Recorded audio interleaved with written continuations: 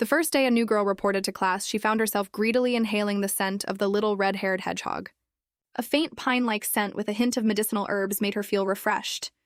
The girl even wanted to hug his leg and get all cuddly, but she noticed strange looks from those around her. Her classmates were stunned. "Dude, who is this new girl? She's got guts," sitting next to Aiden and sniffing him like a cat. Could this Aiden be the legendary Aiden Fu, the guy with maxed-out luck? Sunlight filtered through the leaves, dappling his face. He was actually pretty good-looking. Just then, a classmate came over to warn her. No one ever sits there. The guy sleeping next to you is the Fuji Corporation's heir. So he was a school tyrant. But the girl wasn't scared at all. In fact, it made her want to cling to his leg even more. Maybe some of that good fortune would rub off on her. "I know. I'll just sit here for now," she said, calmly unpacking her bag. The whole class was in shock again. What's this girl's deal? Did she transfer to this class just to chase after Aiden? Suddenly, the tyrant kicked his chair. The classroom went dead silent. No one dared to make a sound, all waiting for the drama to unfold. The tyrant slowly took off his headphones and rubbed his sleepy eyes. "It's too damn loud, all of you shut up." Then, he groggily pulled some pills, vitamins or something from his pocket. Mina Zhao's eyes lit up. This is my chance to latch on. She quickly handed him a cup of water. Without thinking, he took it and drank. Then he paused, feeling like something was off. He shot up from his seat, suddenly looking like a feisty kitten. "Who the hell are you? What are you doing sitting next to me?" "My name is Mina Zhao. I just transferred from the regular track." Hearing this, the surrounding students got even more worked up. This girl must be crazy about Aiden. She studied her butt off just to transfer here. This is true love. At this, the tyrant actually looked a little shy. He coughed twice to hide his embarrassment. You should find another seat. No one sits next to me." But Mina suddenly hugged her desk and started whining. "No way. Making me move is like asking for my life." The tyrant's face turned even redder. "What the hell are you talking about?" Mina realized she'd said her inner thoughts out loud. The tyrant then pointed at a blonde-haired guy, telling him to drag her away. But just then, smack! A newspaper slammed onto the teacher's desk. The homeroom teacher walked in, his face dark. "Aiden Fu, look at the mess you've made. The school explicitly forbids students from riding motorcycles, but you had to ride one with 20 followers in tow. Get out there and run 30 laps. If you can't finish, I'm calling your parents." The tyrant, who had been smirking just a moment ago, wiped the smile off his face. Just then, a trembling hand reached out from the side. Teacher, can I run for him?" Aiden was stunned. This girl likes me that much? Her hands are shaking in fear, but she still wants to help me. "You like helping so much? Then you go. No class for you after you're done." Without hesitation, Mina bolted out the door. The blonde-haired guy sitting behind Aiden, Blondie, leaned in with a cheeky grin. "Aiden, where'd you find this girl? She just took on 30 laps for you, just like that." "What can I say? It's my natural charm. I try to be low-key, but my charisma won't let me. Still, having a girl run 30 laps for me, that's pretty embarrassing." So he had Blondie arrange for someone to run the rest of the laps for her. Aiden said, "I'll take over for you." But Mina wasn't having it. She immediately refused and sped up, afraid someone would stop her from accumulating fortune points. 30 laps could grow 3 new sprouts. This was a huge win. You see, she was originally a side character in a book, swapped at birth, and only returned to the Zhao family after 15 years. But by then, the family already had the beloved female lead, Yvonne Zhao. Even though Mina tried her best to please them, she was met with coldness and prejudice. She ended up dying of cancer at 23, ending her miserable life. She was filled with resentment. What a crappy way to die. The next second, a voice sounded in her ear.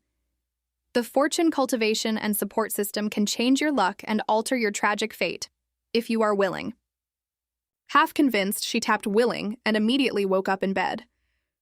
She had really been reborn, back to the time in her sophomore year when her face was burned. The system's voice returned.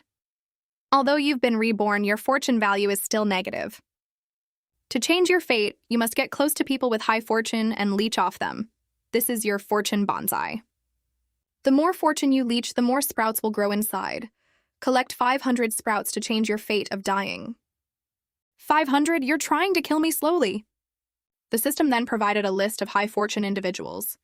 If she clung to them, 500 sprouts would be no problem. But it seemed they were all in the international class. Mina suddenly remembered she had placed third in the grade on last week's exam. According to school rules, the top 5 could transfer to any class. Done. She'd report to the international class tomorrow. But first, she had to get out of the toxic Zhao household. As she was packing, a knock came at her door. Mina, while everyone's here, you should apologize to Yvonne. Then we can forget about you causing her allergic reaction.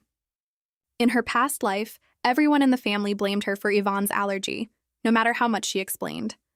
She opened the door and confronted her younger brother. Why should I apologize for something I didn't do? Just then, her brother Leo saw her suitcase and his face soured. Mina Zhao, are you pulling this running away to the dorms stunt again? Is it really that big of a deal? However, unlike her past life, Mina didn't try to explain or cry. She simply ignored him. As she went downstairs, she ran into her family. The female lead, Yvonne, put on a fake concerned act. Mina, I don't blame you for what happened. Please don't go. Mina wasn't falling for it this time. She shook off Yvonne's arm and walked right through them without a backward glance. She heard her mother's scolding voice behind her but didn't care. This life, I will not waste my time trying to please them. The school had a regular track, an honors track, and an international class. The latter two were separated by a single wall but were worlds apart. The honors kids were all academic geniuses. The international class was full of rich kids from prominent families. When the honors students saw Mina walking toward their building, they started whispering. In her past life, she had a crush on the school prince, Liam Shen, and studied day and night to get into the honors track. Everyone was waiting for her to transfer in so they could watch the drama. However, she walked straight past their curious gazes and into the international class next door. Scanning the fortune auras above everyone's heads, she spotted the brightest one in the corner, the little redhead, and sat right next to him. Which brings us to the opening scene. After Mina shook off the replacement runner, the student returned to the classroom to report. Aiden, she wouldn't let me run, and she looked really happy while running. Aiden imagined Mina running. Does she really like me that much? Guess my charm is just too hard to resist. As he was preening, his phone rang. It was his friend Chloe Jiang, who was out sick. The laughter on the other end of the line went on for what felt like an eternity. I heard a girl took your punishment and ran 30 laps for you? That's because I'm irresistible. Being this popular with girls is such a hassle. Stop being so full of yourself, Chloe shot back. What's she even like about you? Your explosive temper? Your ridiculous hairstyle? Your arrogance? Besides being rich. Aiden's face grew darker and darker. If you can't say anything nice, shut your mouth, he yelled, angrily shoving his phone into his desk drawer. But after calming down, he thought his friend had a point. He should probably get rid of this transfer student. Meanwhile, Mina finished her 30 laps and went back to her dorm, chugging 3 bottles of water. She was exhausted, but seeing the 3 new sprouts in her bonsai made it all worth it. She also noticed the burn scar on her face had faded a bit. In her past life, she'd taken a pot of hot soup for her older brother, scarring her face. But the family only cared about the single drop that had splashed on Yvonne's leg, causing Mina to miss the best window for treatment. She'd worn a mask to cover it ever since. If her fortune kept increasing, she could probably take off her mask soon. By clinging to the school tyrant, escaping her fate as a villainess was just a matter of time. So how should she win him over? Just then, her stomach, empty all morning, started to grumble. She had an idea. She had learned to cook from her grandma and was quite good at it. She used to cook to please the Joust. If she made delicious food for the tyrant, she could definitely win him over. With that thought, she happily bounced off toward the cafeteria. At the same time in the cafeteria, the Zhao siblings and Yvonne's best friend, Eliza, had also heard about the running incident. Eliza asked in surprise, "Did Mina Zhao really give up on the school prince to chase the school tyrant?" Her brother Liu Zhao looked at the food in his bowl with disgust. She's definitely just trying to make Liam angry. Every time Liam came over, she'd dress up all nice. He slammed his chopsticks on the table. This food is disgusting. It's nothing compared to what Mina makes. The White Lotus Yvonne quickly put some food on his plate and said sweetly, "Leo, you and Mina are close. Why don't you ask her when she's coming home? If you want, I can tell everyone the allergy had nothing to do with her." "You don't have to do anything," Leo said impatiently. "Hasn't she always come running back home after a few days?" But deep down, Leo was annoyed. Even when they fought before, Mina would still bring him a bento box. But today, she still hadn't. Eliza continued, "Mina wants to make Liam jealous?" With her face? How could Liam possibly be interested in her? Leo, already irritated, grew even angrier. After all, Mina was his sister. He pointed at Eliza and snapped, "Why don't you take a look in the mirror first and see what you look like?" Eliza was stunned by the sudden outburst. Yvonne quickly stepped in to smooth things over. Others might not know, but she had seen Mina's face when she first arrived at their home. Even Yvonne had felt a sense of crisis. But that all ended a year ago after she got burned. Just then, Mina walked into the cafeteria. Leo saw her immediately. But seeing her with her hands in her pockets, he thought, "She didn't bring me a bento? Was I too harsh yesterday? Maybe I should apologize first." After a moment's hesitation, he swallowed his pride and called out, "Mina." But Mina didn't even look at him, walking right past. Leo stared in disbelief. Did she just ignore me? Mina got her food and found an empty table. Just then, someone placed a small box of cake on her table. Looking up, she saw it was her best friend, Haley. "You made this at my family's shop last weekend, but you haven't even tried it yourself," Haley said, pushing the cake toward her. Mina's mouth watered. She knew her own baking was excellent. But then she had a thought and stopped unwrapping it. I think I'll save it for later in class. If I give this to the tyrant, will my fortune points go up?" Haley suddenly remembered last week's incident. Is that Yvonne's allergy all better? The smile on Mina's face vanished. "I don't know. I've moved into the dorms." "What? They kicked you out over something so small? Who's the biological child here?" "Quiet down," Mina hushed. "I moved out myself. Now sit." Haley was still fuming. "I bet that White Lotus Yvonne staged the whole thing. I think it might have been Eliza. Because of Liam Shen? She likes him, so she sees you as a rival? Let's not worry about them. I've cut ties with the Zhaos anyway. You'd be better off helping me find a part-time job." After Mina and her friend finished eating and left, two figures stood in the distance, the school prince and his friend. "So, Mina transferred to the international class because she was jealous of you and Eliza?" Liam looked confused. "Who's Eliza?" "The girl who gave you water at the basketball court last Friday. I remember Mina was standing right behind her." Liam vaguely recalled it. "She just shoved it at me and ran off. There wasn't a trash can nearby, and didn't I just toss it to you anyway?" Maybe Mina didn't see that part and just left. A strange feeling stirred in Liam's chest. Meanwhile, Mina leisurely returned to her classroom. The moment she walked in, over 40 pairs of eyes stared at her. She quickly checked her desk, still there. Phew. Steeling herself, she walked toward the tyrant. After hesitating for a good minute, she couldn't resist leaning in to take a sniff. Instantly, the world felt clearer. The tyrant blushed from his face to the tips of his ears. "What the hell are you doing?" His cool guy image nearly shattered. He turned his head away haughtily. "I'll let you sit here today since you ran for me, but that doesn't mean you can stay." He motioned for Blondie to move her desk. "No, I want to sit here." Mina held on to her desk for dear life. Suddenly, her eyes lit up. She held the small cake high. "This is for you, in exchange for letting me sit here, okay?" The tyrant looked disgusted. "You think I'd be interested in this junk?" But the moment he opened it, a scent more heavenly than anything wafted out. "It must be delicious," he thought. "She's much more thoughtful than any of my previous pursuers. She even knows I have a sweet tooth." Blondie couldn't help but be drawn in by the heavenly scent either. "Fine, I'll take it. You can sit next to me this afternoon." "But you have to move tomorrow." Mina's mind raced. "That's not a good deal." "2 cakes for 1 afternoon? Then you have to add me as a friend." The entire international class gasped. This girl is fearless. The arrogant tyrant's face turned even redder. Mina, seizing the opportunity, leaned in closer. "Fine, I'll add you. Just don't get any closer." After adding him, she was finally satisfied.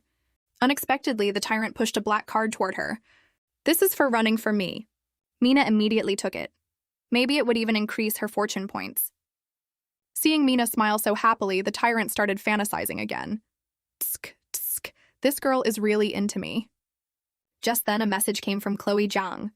"Did you give her the money to get rid of her?" "I did, but I don't think she's after my money." "You should have seen how happy she looked, and her clothes are so simple. She doesn't seem like a gold digger."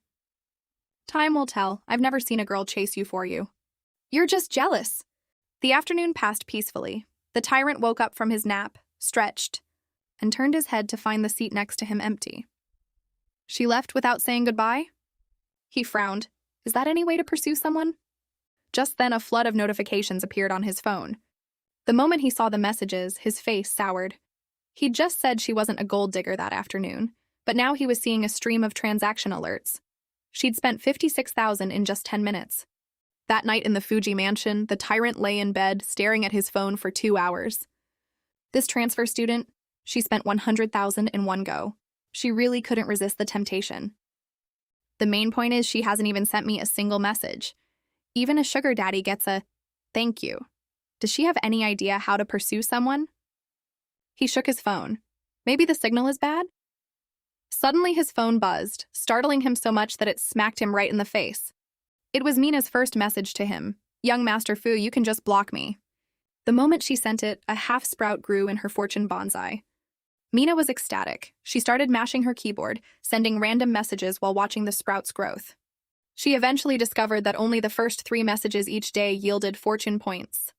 Okay, 3 messages a day it is. Just as Mina lay down to sleep, her friend Haley messaged her, "Liam Shen went to your house."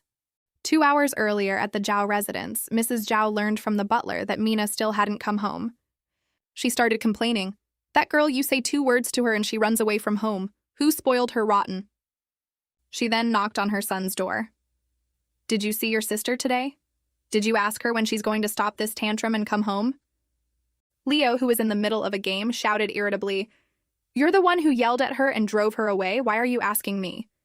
But the image of Mina ignoring him earlier flashed in his mind. Is she really cutting ties with us this time? Should I send her a message? But that would be so humiliating. But what if I never get her bento boxes again? After much hesitation, he sent a message.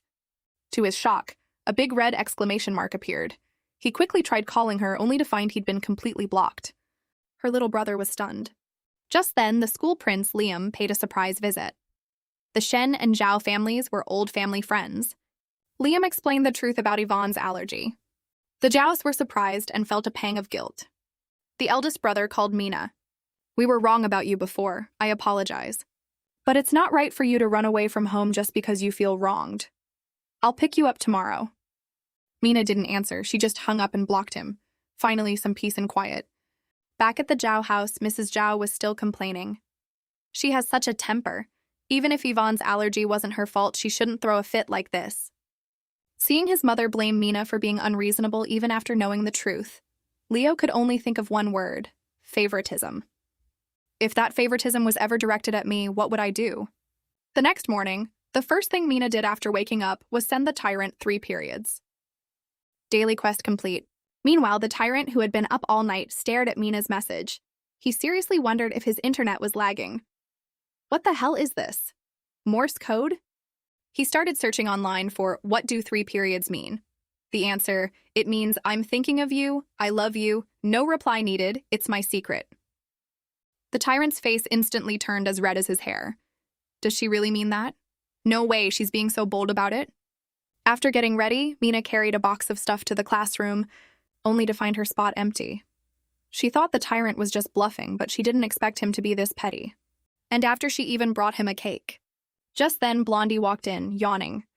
"Aiden doesn't usually come in this early, so he had us move your desk to the back." As he spoke, his eyes landed on a cake identical to yesterday's. "Heh, since you'll never win Aiden over anyway, why not give it to me? I'll cover your cleaning duties for the whole semester." Mina, annoyed that her desk was now next to the trash can, handed the cake to Blondie. "From now on, you're in charge of wiping the blackboard." "Hey, new girl, bring me another one tomorrow and I'll give you Aiden's home address. How about it?" Mina thought about it. Even if she had his address, she couldn't get in. Not worth it. She turned and walked to her seat. Then Mina started to ponder. Aiden is too difficult to handle. I should consider leeching fortune from someone else. As she was thinking, the tyrant walked in through the back door, hands in his pockets. He pretended to glance nonchalantly at Mina in the last row. She's so skinny. Is it because she's poor? If she needs money, I guess I can forgive her for getting close to me. Then he saw Blondie hunched over, sneaking food. "Hey, what are you sneaking? Didn't you eat breakfast?" Seeing Blondie scarfing down the half-eaten cake, the tyrant exploded. "Gold digger, didn't you promise to chase me? You sent me a secret message this morning, and now you're giving cake to someone else." The tyrant grabbed Blondie by the collar. "Did you give her money, or did you talk to her?" Blondie was terrified. I did talk to her. I just asked if she wanted your address and she said no. A strange feeling washed over the tyrant. He let go of Blondie, put on his headphones, and sat down looking annoyed. Just then, his foot kicked something. He looked down at Blondie with a dark expression. Is this yours? Blondie quickly waved his hands. I saw the new girl carrying it in this morning. Heh, Aiden, maybe it's a gift for you. He started to open the box. The tyrant looked dismissive. What could a country bumpkin possibly give? A box of dirt-flavored buns? But the next second, he froze. Scented diffusers, an eye mask, medicinal drops, and even an ergonomic chair. The tyrant fought to keep his lips from curving into a smile, but still grumbled, It's all girly stuff. Blondie quickly assembled the chair. Just as he was about to sit down and test it, the tyrant kicked him 2 meters away and sat down himself. This new girl has pretty good taste. None of my past pursuers were this thoughtful. In that case, letting her sit next to me might not be so bad. After seeing the tyrant open her gift, Mina started observing her fortune bonsai. 1, 2, 3, 4, 5. Wait, 5, 4, 3, 2, 1. No matter how she counted, it was still just a few sprouts. When would she ever get to 500? Was there another way to leech more fortune? Meanwhile, the tyrant spent the whole morning fantasizing. I had her desk moved. Did I hurt her feelings? He was dead tired but hadn't slept a wink, and he couldn't stop himself from glancing back every few minutes. The school forum exploded. The Fuji prince didn't sleep in class for the first time ever, kept staring at the new girl. When lunch break finally arrived, the tyrant looked at the empty seat behind him. She gave up this quickly? Couldn't she just ask to sit next to me one more time? Where's the new girl? I think she went to find her friend from the regular track. The tyrant hung his head, muttering to himself. Then, can you find out who her friends were, or what she likes? He pretended to casually flip through a book. Basically everything about her. Blondie's jaw dropped. It's been 3 years, and this is the first time I've ever seen Aiden ask about someone, and a girl at that. The tyrant pretended to be calm, staring at his book. Blondie couldn't help but chuckle. Aiden, you're not actually falling for her, are you? Thwack! Falling for your ass. Who knows if she's a spy from that other side of the family, trying to dig up dirt on me to fight for the inheritance. That's a good point, boss. I'll go find out. Just as Blondie turned to leave, he stopped. Aiden, there's something I have to say. Bro, your book is upside down. The tyrant, embarrassed and enraged, threw the book at him. Get lost! Meanwhile, Mina went to Haley's classroom. I left Liam's notes on your desk. Can you return them for me after lunch? She then took out a small note. She had intended to slip it into the notebook to thank the school prince for clearing up the allergy incident, but on second thought, it seemed unnecessary. She didn't want him to get the wrong idea. She was done being a lovesick fool in this life. Not long after, Haley took the notebook to the honors class. Here are your notes. Liam was surprised. Why are you returning them? Mina finished with them, so she let me borrow them. I'm just dropping them off, Haley said without turning back. Liam's heart skipped a beat. She would never have let someone else return them before. Why is she different now? Just then, Liam's friend, who had just come back from lunch, ran in. He had overheard at the international class's door that Mina had bought a ton of things for the tyrant, taking care of him meticulously. You think she's doing this on purpose to get you to talk to her? Liam's expression remained cold. I don't even like her. Why would I go talk to her? True. She was always clinging to you, probably affecting your studies. Hearing this, Liam couldn't help but feel a little disappointed. Meanwhile, in the classroom, the tyrant was in a bad mood, checking his phone again and again. Lunch should be over by now. Why isn't she back yet? Mina bought some study materials after lunch. On her way back, she saw her brother with a punkish-looking guy. However, Mina ignored them and walked right past. Her brother's mind went blank. She blocked me, and now she sees me hanging out with a delinquent and doesn't even care? He couldn't take it anymore and ran after her. Sis, when are you going to stop being mad? We're family. There's no need to give me the cold shoulder over something so small. Hearing the words, something so small, Mina stopped and said coldly, I'm not giving you the cold shoulder. I'm just not planning on ever going back. Her brother couldn't believe it. What does that mean? You were all a happy family before I showed up 2 years ago. I'm just an extra. It's better for everyone if we cut ties and go back to how things were. Your family has spent about $130,000 on me over the past 2 years. I'll pay it back slowly. Please tell them to give me some time. Her brother was stunned, his eyes turning red. Who asked you to pay it back? We're family. This brother of hers wasn't inherently bad, but she couldn't explain her past life to him. This was for the best. Mina turned and went upstairs, leaving him with one last sentence, "Please take my message with you." Her brother stood there, dumbfounded. He had never imagined she would actually leave and never come back. Just then, Yvonne appeared. Seeing her brother's expression, she asked, "What's wrong? What did you two talk about?" Her brother was about to speak but stopped. He was afraid that telling the truth would only escalate the family drama. What if Mina changed her mind? So he said, "We didn't talk about anything," and turned to leave. But Yvonne grabbed his arm. "Is there something you can't tell me? Are you keeping secrets from me now?" Already annoyed, her brother yanked his arm away. "I told you it was nothing. Why do you keep asking?" Yvonne was stunned. My usually obedient little brother just snapped at me because of Mina? Meanwhile, after setting things straight with her brother, Mina was heading back to the international class when she bumped into the school prince and Karina Kong, a beauty from a rival school. Karina was one of Liam's admirers. Seeing Mina approach, she deliberately smiled and linked her arm with his, acting intimate as they discussed an upcoming academic tournament. But Liam immediately shook her off, frowning as he instinctively looked toward Mina at the top of the stairs. However, Mina walked past them without a care, even looking a bit awkward.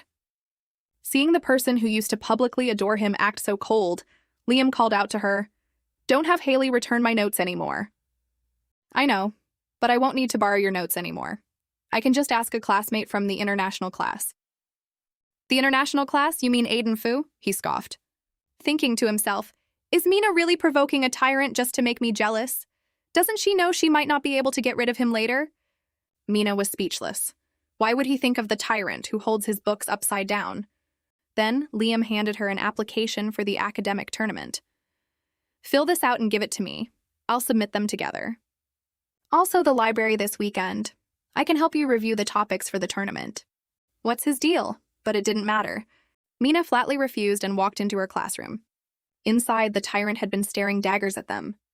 He only looked away when Blondie nudged him, quickly putting on his headphones and grabbing a textbook to feign nonchalance.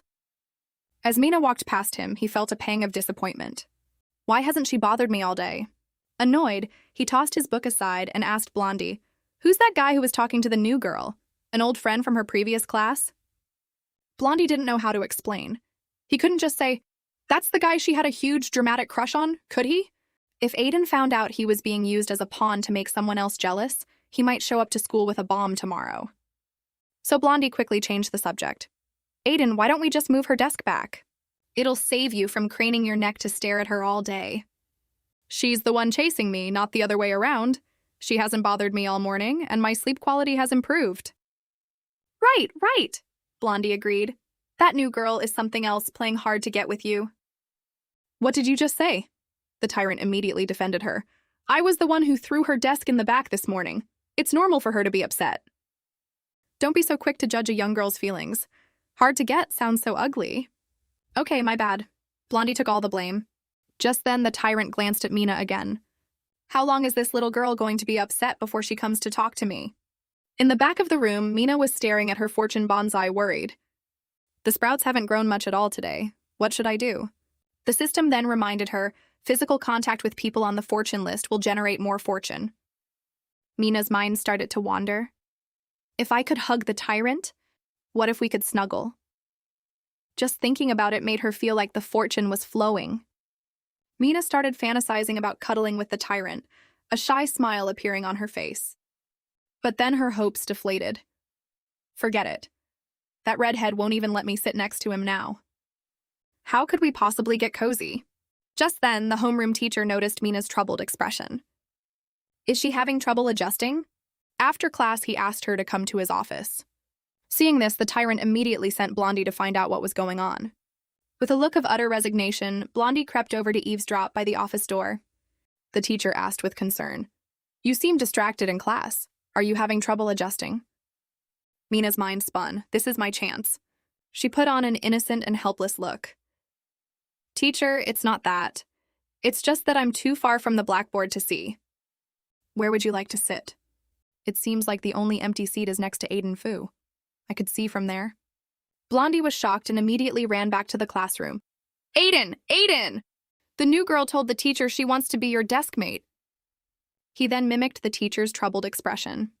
That student, if you sit with him, I'd recommend you sit alone. And then the new girl said firmly, please let me sit with him. Aiden Fu is actually a pretty good person. The tyrant, seeing Blondie's ridiculous act, threw a book at him. Get lost, he said impatiently. But his face was already red to the tips of his ears. She couldn't stand not sitting next to me for a single morning, so she went to the teacher behind my back. She's so clingy. Soon after, the teacher returned with Mina. Aiden Fu, have someone move her desk back. Don't bully the new student just because she's a transfer. The tyrant shot a look at Blondie and the others. Blondie just stared back, thinking, why isn't Aiden saying anything? Who would dare move it? The tyrant still looked defiant, but inwardly he was anxious and speechless. Why are these guys ignoring the teacher now? Left with no choice, he pretended to be reluctant. Fine. For the teacher's sake, move it. You got it. Blondie waved to two of his buddies. Let's move the desk. Mina was finally sitting next to the tyrant again. After class started, the tyrant went back to his usual routine of sleeping on his desk. Mina, meanwhile, was plotting how to make physical contact. Since he's asleep, he probably won't notice if I touch him lightly, right? Her finger was halfway there when she stopped. Why are his ears so red? Is he angry that he was forced to sit with me? I can't have him hate me, or how will I leech his fortune? She scribbled on a piece of paper. Sorry, the teacher assigned this seat. I didn't know beforehand. Sorry, Mr. Teacher, you'll have to take the blame for this one. She then gently pushed the note over to him. The tyrant, who was only pretending to be asleep, had been thinking, if I keep sleeping like this, she won't have a chance to talk to me. He peeked through half-closed eyes and saw the note. He covered his blushing face with his hand. She couldn't wait to write me a note, huh? My charm is truly unbeatable. After reading it, the corner of his mouth twitched into a smile. She was the one who went to the teacher, the little liar. But I get it. A girl's secret crush is always poetic. He then pretended to be deep in thought as he scribbled a reply, crumpled it into a ball, and, in what he thought was a cool move, tossed it back. But he used too much force, and the paper ball was about to roll off the desk. Crap, he thought. If the teacher sees this, the transfer student is screwed. He immediately reached out to grab it. Mina's eyes lit up. Perfect opportunity. She also reached out, pretending to be grabbing for the note. Their hands brushed against each other. Feeling the warmth of her fingertips, the tyrant felt a jolt, his heart rate skyrocketing to 180. He instantly pulled his hand back and whispered, "What are you doing?" "Sorry, I was just trying to get the note." When she opened the note and saw his reply, "Whatever," she breathed a sigh of relief. It seemed he wasn't happy about it, but he wasn't making a big deal of it either. Then Mina checked her fortune bonsai. Whoosh! 5 new sprouts had appeared. She was overjoyed, feeling like she could go around touching the hands of everyone on the fortune list and strike it rich. Meanwhile, the tyrant was secretly watching her. She's this happy just from touching my hand, and she hasn't even won me over yet? She's so clingy. What am I going to do with her? During a break, she went to a corner of the hallway, quietly took out a mirror, and checked her reflection. The burn mark was indeed much lighter. Soon it would be completely gone, and she wouldn't have to wear a mask anymore. Back in the classroom, the tyrant noticed Mina sneaking a look in the mirror. Blondie sidled up to him and murmured, "The transfer student has it rough. I heard she wasn't much of a looker to begin with, and then she burned her face last year." With the campus belle contest going on, and her sister Yvonne getting the most votes, she must feel pretty insecure. Before he could finish, the tyrant shot him a fierce glare. Blondie quickly backtracked. "But the transfer student has a great personality. She's only been here a few days, and she's already brought us desserts and cookies. Everyone really likes her." The tyrant frowned at this, remembering how he had pretended to be disgusted and refused the food she offered him. He had thought it was her breakfast and didn't want to take it from her, but he didn't expect her to just give it to someone else. "Who did she give it to?" he asked angrily. Just a few of the group leaders. The new girl is just trying to fit in." The tyrant thought about it and figured that made sense. The little pastry chef was good with people, a perfect complement to his own personality. He then let out a happy, silly grin, imagining the transfer student as his future diplomatic wife. With her around, I won't have to worry about the family's social affairs. Just then, Mina walked back into the classroom and heard a few classmates discussing the campus bell contest and Yvonne's first place ranking. One of the boys saw Mina walk by, and remembering she was Yvonne's sister, deliberately teased her, "Hey, transfer student, can you take off your mask and let us see? We don't even know what you look like. Your sister is pretty and smart, so you can't be too bad, right?" Mina knew they were up to no good and was about to ignore them. But before she could react, something flew past her face. Whap! A pencil case hit the boy square on the head. The tyrant looked over, annoyed. "You guys have mouths, don't you? All you do is yap, yap, yap. It's so loud." The boy's face went pale. He didn't dare say another word. Just picked up the pencil case, apologized, and put it back. Mina looked at the tyrant, surprised. He grumbled uncomfortably, "I wasn't helping you. They were just being too loud." Then he immediately slumped onto his desk and pretended to sleep. Mina's eyes curved into a smile as she whispered a thank you to him. Her opinion of him was improving. He might talk tough, but he was actually a pretty good guy. The tyrant, peeking at her through his peripheral vision, thought about how she had been sneaking looks in the mirror. She must be really self-conscious about her face. What those guys just said must have really hurt her. She's probably holding back tears right now. But I've never comforted anyone before. What should I do? After a moment, he cleared his throat and looked at Mina. "Hey, do you think I'm handsome?" Mina was bewildered. Is this idiot's narcissism acting up again? But looking at his serious expression, she had to admit the Fuji heir was undeniably good-looking, with a natural tyrant-like aura. "Yes, you're handsome," Mina answered sincerely. "Heh, well, there you go. Because I'm so incredibly handsome, if I were to date you..." The tyrant stopped mid-sentence. What I mean is, I don't care about my friends' or followers' looks since they're not as handsome as me anyway." He patted her shoulder smugly. "So don't worry about it. I don't care if you're pretty or ugly." Mina was speechless. Wow, thanks so much for the comfort. That evening, Mina was in her dorm getting ready for bed. Thinking about all the buzz around the campus bell contest, she decided to check the school forum. She wasn't prepared for what she saw and shot up in bed. What's going on? Why am I on the ballot? Seeing her masked photo up for nomination, she thought, is someone messing with me? Is this Eliza's doing? In the end, she decided to ignore it. The most important thing right now was to leech fortune and survive. Everything else could wait. Meanwhile, the red-haired tyrant was ordering his lackeys to use different accounts to vote for Mina. Blondie and the others felt weak and helpless. Why is life so hard now that we have a future boss's wife? The next day, as the school prince, Liam, was walking back to class after basketball, he overheard students discussing Mina's nomination. He pulled out his phone to check.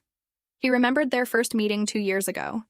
Mina was indeed quite pretty back then, but her grades were terrible, and she shamelessly chased him around all day. He couldn't be bothered with her. But over the past 2 years, she had worked hard and was now in the top 5 of the regular track. Looking at it that way, she wasn't so bad. He then cast a vote for Mina. Just then, he heard someone call his name from behind.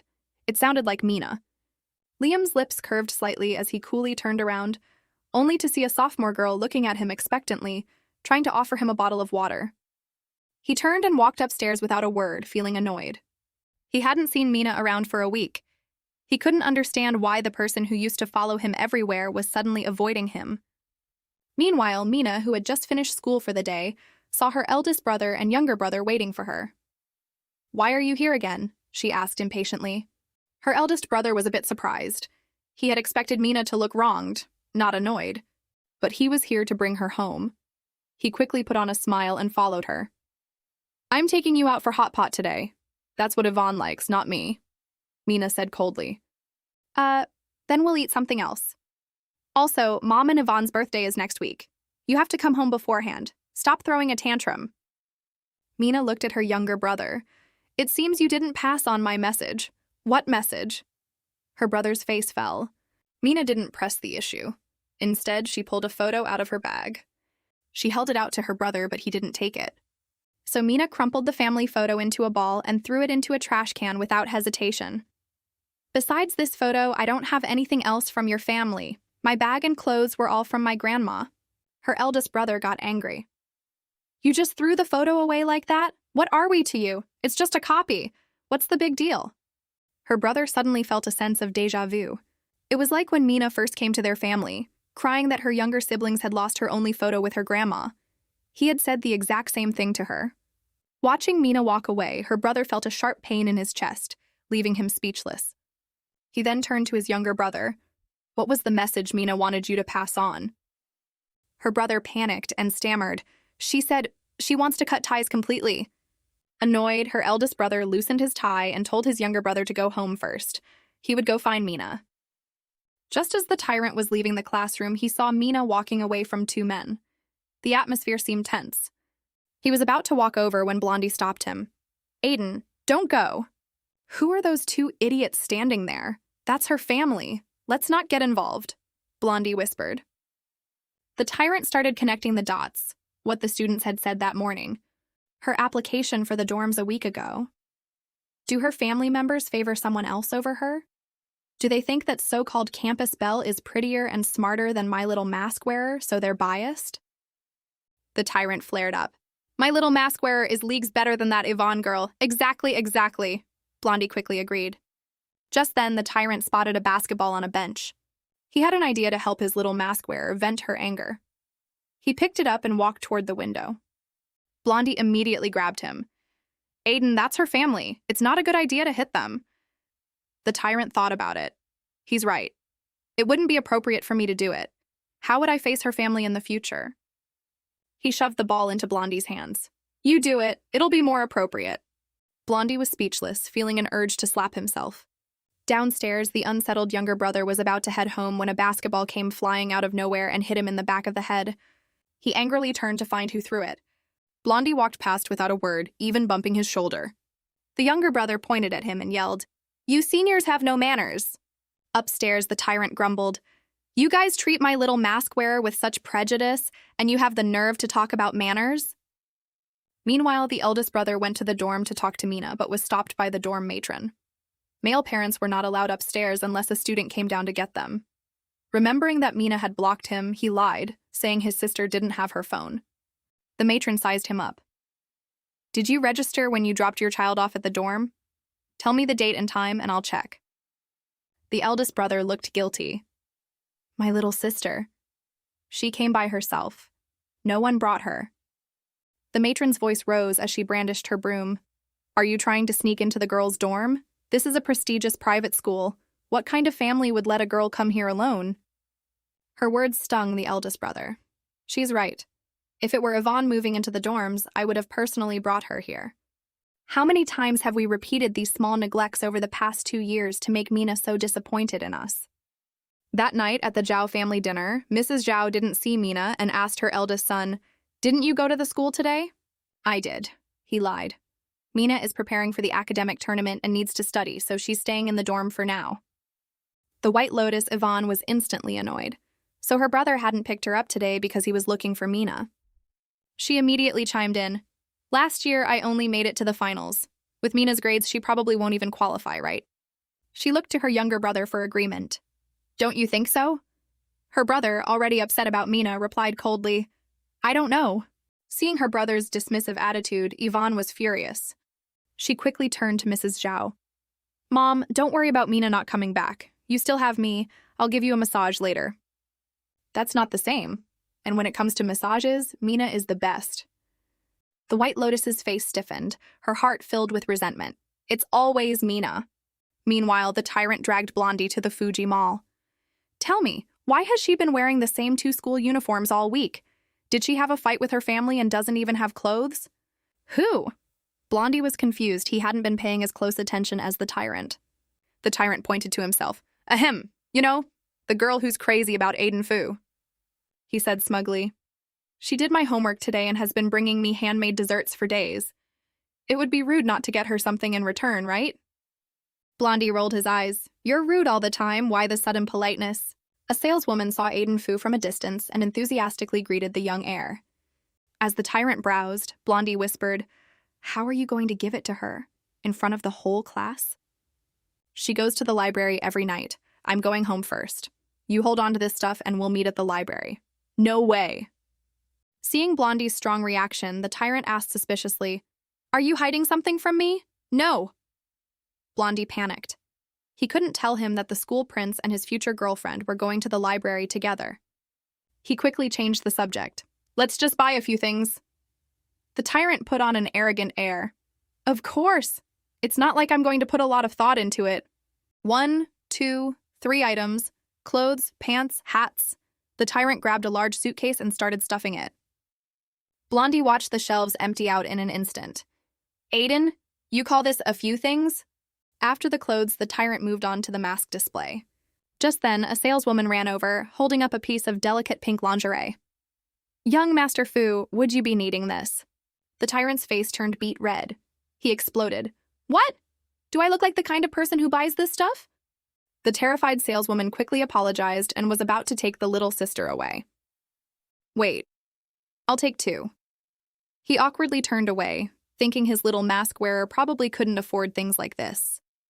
He picked up the straps with 2 fingers as if they were burning hot, tossed them into the suitcase, then grabbed a handful of masks, stuffed them in his pocket, and dragged Blondie and the suitcase out of the store, his face flushed. The saleswoman smiled knowingly. Ah, it seems the young heir is in love. But then, Aiden turned around and went back in, telling Blondie to wait. Watching the tyrants retreating back, Blondie muttered, "Tsk, tsk." So even Aiden has his moments of being completely whipped. Before long, the tyrant came back out, carrying a down comforter. He handed everything to Blondie, explaining that his mom and his younger brother, Ethan Fu, were back in the country, so he had to go deal with them first. They would meet at the library at 8. As he got in the car, he added that Blondie should tell the little mask wearer they won all this stuff in a giveaway. Then he sped off, leaving Blondie standing there in a daze. In the library, Mina had just finished a practice test. She checked her fortune bonsai and scrolled through the forum. Suddenly, something caught her eye. Based on her memories from her past life, this tutoring gig for a child with autism was posted by a Professor Gao. If she could get it, not only would it ease her financial troubles, but if she could get some guidance from the professor, she would have a good shot at getting into the academic tournament. As she was replying to the message, the chair opposite her was pulled out. The school prince suddenly sat down. Mina was surprised. Why are you here? Why can't I be here? Do you own this place? Mina was baffled. Why are you being so hostile? Did I do something to you? The school prince's gaze, however, fell on the practice test on her desk, which had Aiden Fu written on it. Why are you doing his homework? He demanded. Because I want to, Mina retorted. It gives me fortune points and helps me review. Why wouldn't I? The school prince was furious, his mind filled with questions. Why is she provoking Aiden Fu? Why has she stopped showing up in front of me? But what came out of his mouth was, "Are you done with this charade?" Perhaps it was his teenage pride talking. Mina, annoyed by his unprovoked attack, also got angry. Liam, we've only known each other for 2 years. You have no right to tell me what to do. The school prince gritted his teeth and stared at her. We've only known each other for 2 years? Yes, I'm sorry for bothering you before. It won't happen again. Mina stood up and moved to another table. She realized Liam was acting strangely. It was the first time in 2 years he had ever approached her. Maybe he just wasn't used to the person who had been chasing him suddenly stopping. Just then, outside the library window, Blondie saw the school prince and the little mask wearer. They seemed to be fighting. Oh no, Aiden is coming? What do I do? As Blondie was trying to think of a plan, the tyrant tapped him on the shoulder from behind. Why are you standing out here? Let's go in. Aiden, Blondie stammered, looking at the takeout in the tyrant's hands. Maybe we should eat before we go in? Are you crazy? It's freezing out here. The tyrant strode into the library. They found Mina, and Blondie immediately put on a grin. Aiden and I won this stuff in a gaming competition. It seems like it's for girls, so we're just giving it to you. Mina looked at them suspiciously. For me? The tyrant tried to hide his smug expression and said nonchalantly, Don't overthink it. We're classmates. We should help each other out. Mina glanced at the comforter and other items. No way they won this stuff. They obviously bought it for her. A wave of warmth washed over her as she thanked the tyrant. Meeting her smiling eyes, the tyrant flustered. I told you we won it. No need to thank me. Just then, he noticed the school prince in the background. Why is it him again? And why is he staring at my little mask wearer? He frowned and glared back fiercely. The school prince scoffed and left. The tyrant asked his little mask wearer jealously, "Hey, who was that? A friend of yours? Are you two close?" "Not really, we just know each other." After all, she was now actively avoiding the school prince and would never chase him like she did in her past life. The tyrant pretended to be casual. "He looks like a snob. Are his grades any good?" Mina's eyes widened. He's asking about grades? Is he thinking of finding someone else to do his homework? She immediately put on a pitiful expression. "Young Master Fu, please let me do your homework." The tyrant was stunned. He figured his little mask wearer must be jealous. He fought back a smile and, with an air of arrogance, waved his hand dismissively. Fine. I won't let anyone else do it." "By the way, what did you guys win?" Blondie immediately squatted down with a grin. "I'll open it and show you." The tyrant quickly stopped him. "Wait until you get back to your dorm to open it." But it was too late. A pink lacy camisole slid halfway out of the suitcase. Mina looked at it, stunned. "You won this too?" The tyrant awkwardly grabbed the camisole and shoved it into Blondie's arms. "What is this? Did you put this in the suitcase?" He shot Blondie a look and gestured for him to take it and leave. Blondie reluctantly stuffed the camisole into his pocket, taking the blame. This is mine. The stuff in the suitcase is what Aiden won." Mina held back a laugh. "You're a guy. Why would you buy something like this?" The tyrant, now both angry and blushing, snapped, "You think I wanted to buy it? It just came with the prize." Just then, Mina heard the tyrant's stomach grumble. "Did he skip dinner to buy me all this stuff?" "You should eat first," she said. The tyrant obediently sat down and opened his food container. Cilantro. His eyes dimmed with a hint of disappointment. His own mother didn't even know her son hated cilantro. After buying the gifts, the tyrant had rushed home to see his mother, who had just returned to the country. But she told him she was in a hurry to take his younger brother to their grandfather's and had bought him dinner. The tyrant's heart sank. His mother hadn't come back to see him at all. As he was spacing out, Mina leaned in like a little kitten. "Young Master Fu, let me help you with that." She then began meticulously picking out the cilantro. The tyrant watched her shining eyes. She's willing to do something so troublesome for me. How much does she like me? Mina stared at the green cilantro. This detailed work has to be worth a lot of fortune points. Not far away, the school prince clenched his fists, staring as Mina picked cilantro for the tyrant. Is Mina still mad at me? He had even compiled all the key points for the academic tournament for her. Just a moment ago, he had gone to the library's front desk and asked the librarian to give the materials to Mina.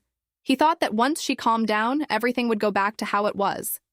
The tyrant just propped his head on his hand and watched Mina dreamily until she had picked out all the cilantro. Mina checked her fortune bonsai and saw that it had grown 3 new sprouts. As he was eating, the tyrant got a message from his friend Chloe Zhang. "You bastard, you put your purchases on my tab? People are going to think I have some weird fetish." Now that Ethan Fu is back, things are complicated. Next time, buy some fishing gear and put it on my tab. Who's chasing who here? You're about to lose your pants over this girl. What's there to be afraid of? She's not after my money. She might not be after your money, but she could be after the Fuji fortune. People who don't know the situation think you're the sole heir. If Ethan Fu inherits everything, will she still stick with you, or will she go after him? It's the same as always, no one has ever chased you for you. Why would this girl be any different? The tyrant stared at the words on the screen, each one a dagger to the heart. If he had just met his little mask wearer, Chloe's words wouldn't have bothered him. But things were different now. For the first time, a subtle fear crept into his heart. He was afraid that what Chloe said might be true, and he debated whether he should test her. Just then, Mina noticed his stare. "Why are you looking at me like that?" Caught, the tyrant quickly looked away and casually packed up his food container. It's 10 o'clock. Aren't you going back to your dorm?" Heh, the suitcase is too heavy. We'll help you carry it back," Blondie suddenly appeared, saying with a grin. The tyrant shot him a look that said, "Why are you back again?" "Aiden, you don't expect me to take this camisole home, do you?" The tyrant immediately felt guilty. Fine, we'll help you carry it." He stood up and deliberately angled his phone so his little mask wearer could see the screen. He had deleted all the other messages, leaving only one sentence. "Ethan Fu is the one inheriting the entire family fortune." Mina was shocked. Did I just read some explosive news? The tyrant noticed her expression and pretended to ask, "What's wrong?" Mina quickly looked away. Nothing, she thought. So that's why he was in a bad mood. Did Ethan steal his inheritance? So they're rivals. She had considered trying to leech fortune off Ethan, but seeing he only had 2% fortune, she decided against it. It wasn't worth offending the tyrant, especially since she wouldn't get a cut of the inheritance anyway. Just then, Mina noticed a cut on the tyrant's hand. Buying a bandage should give me some fortune points, right? She immediately ran out of the library, telling the tyrant to wait for her. Blondie was confused. Where is she going? Let's wait, the tyrant said, sitting back down, a dark cloud hanging over him. Time ticked by. Blondie finally couldn't take it anymore. Aiden, do you think she felt awkward about taking this stuff and just made an excuse to leave? The tyrant stood up, annoyed. We're not waiting, let's go. He had considered that she might not pass his test, but he never thought she would just bolt. So she was just like all the others after the Fuji fortune. He should have just thrown her out the first time she approached him. Then he wouldn't be feeling this miserable right now, like his heart had been stabbed. Aiden Fu! A clear voice made the tyrant stop in his tracks. He turned around, nervous and hopeful. He saw Mina walking toward him with a light step.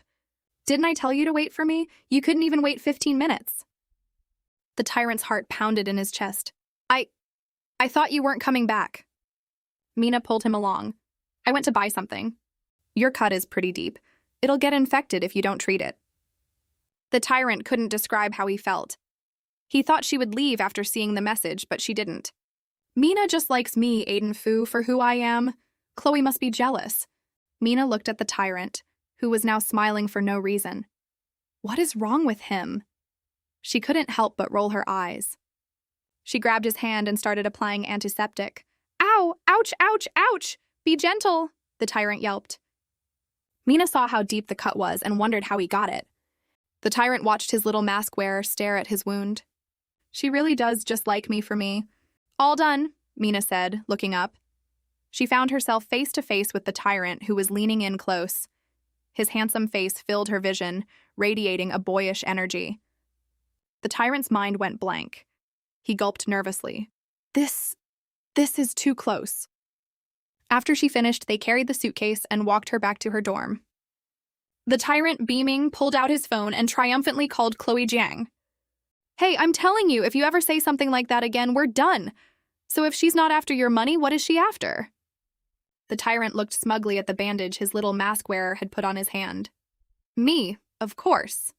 Blondie, standing nearby, was speechless at the tyrant's lovesick fool act. But the tyrant had already made up his mind. Since the little mask wearer likes me for who I am, I have to be extra good to her. Meanwhile, Mina returned to her dorm and happily counted the sprouts in her bonsai. There were 38 of them. Then my face! She immediately bounced into the bathroom. Sure enough, the burn mark on her face was almost completely gone. It was the first time she had been this happy since being reborn. But she couldn't figure out how she got 15 sprouts just from holding his hand. The system explained, because you were holding hands for a full 3 minutes. Mina blushed at the system's comment. Just then, her phone rang.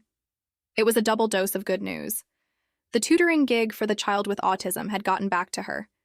Professor Gao wanted to meet her tomorrow. The next day, Mina was getting ready to go to Professor Gao's house. To be safe, she decided to wear a mask for a few more days. She soon found the old alleyway at the given address and politely knocked on the door. An old man with white hair and an undershirt opened it. Seeing the school uniform on Mina, he asked, "Are you a student from our school?" "Yes, Professor Gao. I'm doing a work-study program."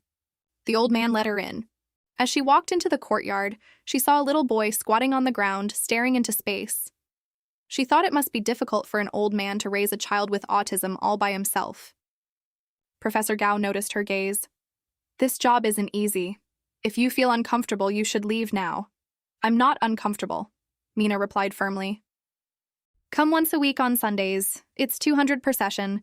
The pay isn't much, but you can ask me any questions you have in the future. There are 2 conditions. 1, don't be late, and 2, don't tell anyone at school."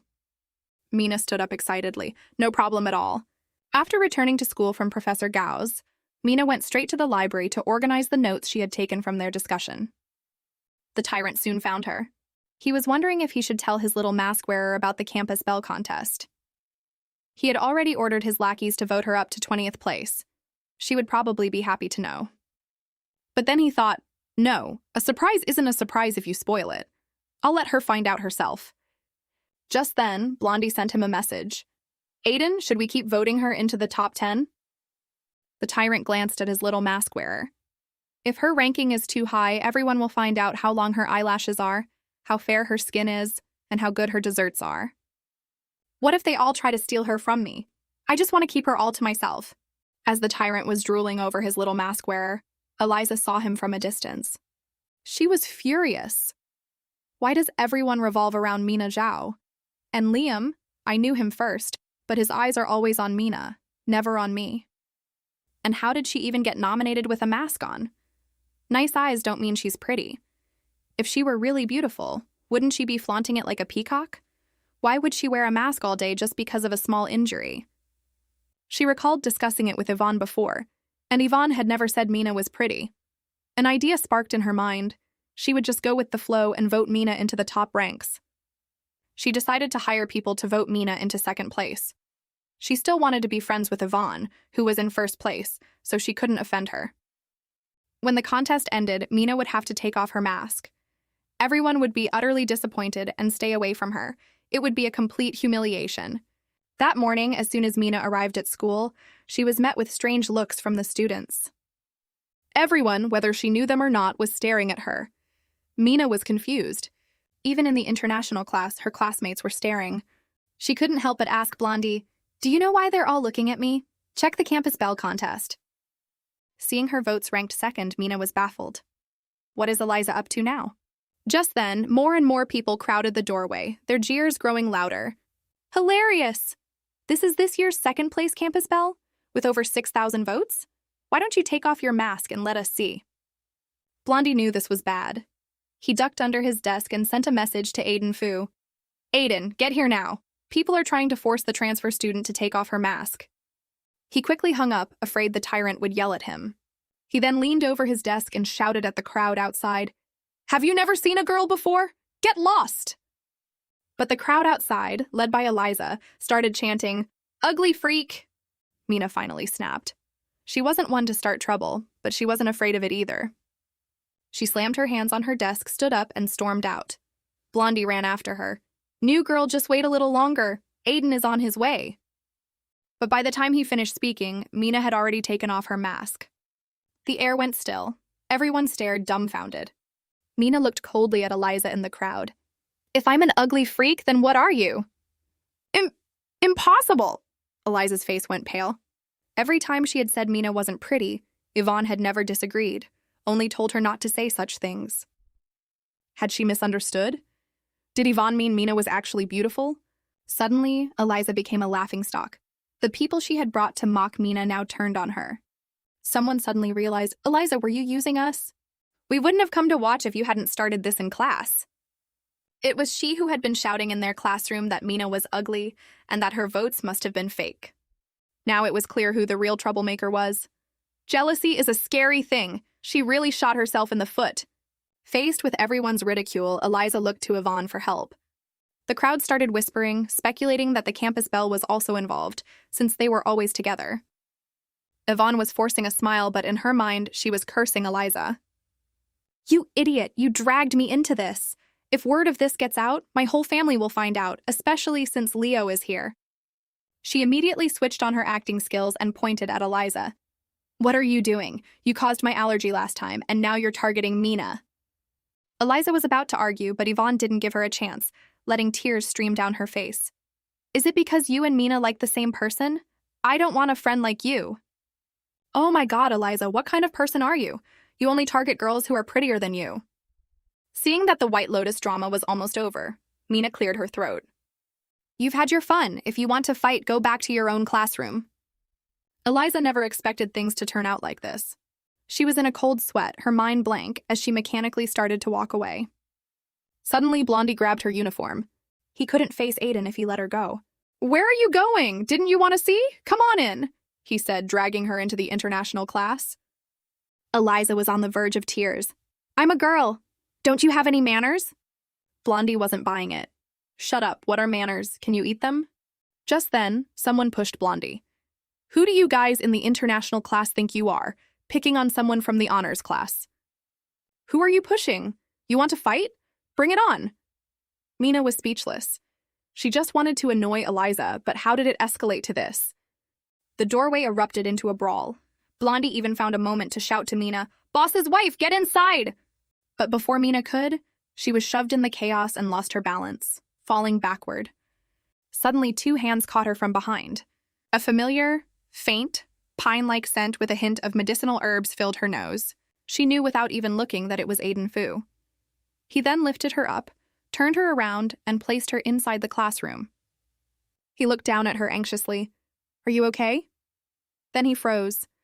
It was the first time he had seen her face. He blushed instantly, his heart pounding wildly, but he was too stunned to notice, just staring at her like a fool. Mina quickly steadied herself and smoothed her messy hair. "Thanks." She suddenly noticed that her fortune bonsai had grown 10 new sprouts. But the noise from outside quickly brought her back to reality. Young Master Fu, they're fighting outside!" Aiden Fu was still staring, thinking, how can she be so beautiful? Mina had no choice but to raise her voice. "I said they're fighting outside. Go stop them." Aiden Fu finally snapped out of it. He looked back. "Whoa, they're fighting!" He took 3 large steps and stood in front of Blondie and the others. "I'd like to see who dares to bully my classmates." Hearing his voice, the students from the other class scattered. The school tyrant is here." He grabbed a slow runner. "Were you the one who called my little mask wearer an ugly freak?" The boy, terrified, immediately surrendered. I was wrong." But the tyrant didn't care. He swung his fist and punched him. Mina, peeking out from the doorway, was bewildered. Didn't I tell him to stop them? Why did he join in? Just then, Blondie retreated to Mina's side. "Don't worry, no one can beat Aiden, really? He's that good at fighting?" "Heh heh," Blondie said proudly. "You know the Fuji legal team? They've never lost a case. Anyone who fights with Aiden can only take a beating. If anyone dares to fight back and so much as touches a single red hair on his head, the Fuji legal team will sue them into bankruptcy." Mina rolled her eyes and gave Blondie 6 dots. Just then, the homeroom teacher arrived and took the tyrant and the beaten-up student to his office. He was so angry that he started yelling at them right outside the office door. "Are you guys from the International and Honors class? I thought you were from some gangster movie? And you, why are you learning from Aiden Fu? His family can play Go with airplanes. What about you?" The beaten-up student, crying, pointed at the tyrant, about to say something, but was interrupted by the teacher again. "He sleeps in class, and the teachers don't dare to say anything. What about you?" Aiden Fu, however, looked completely unfazed. He just thought the teacher was being passive-aggressive and targeting him. But then he frowned. He's yelling so loud. What if my little mask-wearer hears and gets worried? And she did. The teacher's voice echoed through the entire floor. Mina couldn't help but ask Blondie, can his family really afford to play Go with airplanes? After getting a confirmation from Blondie, she was a little surprised. She knew the Fuji family was rich, but not that rich. She even pictured the tyrant holding a walkie-talkie, directing airplanes on a Go board.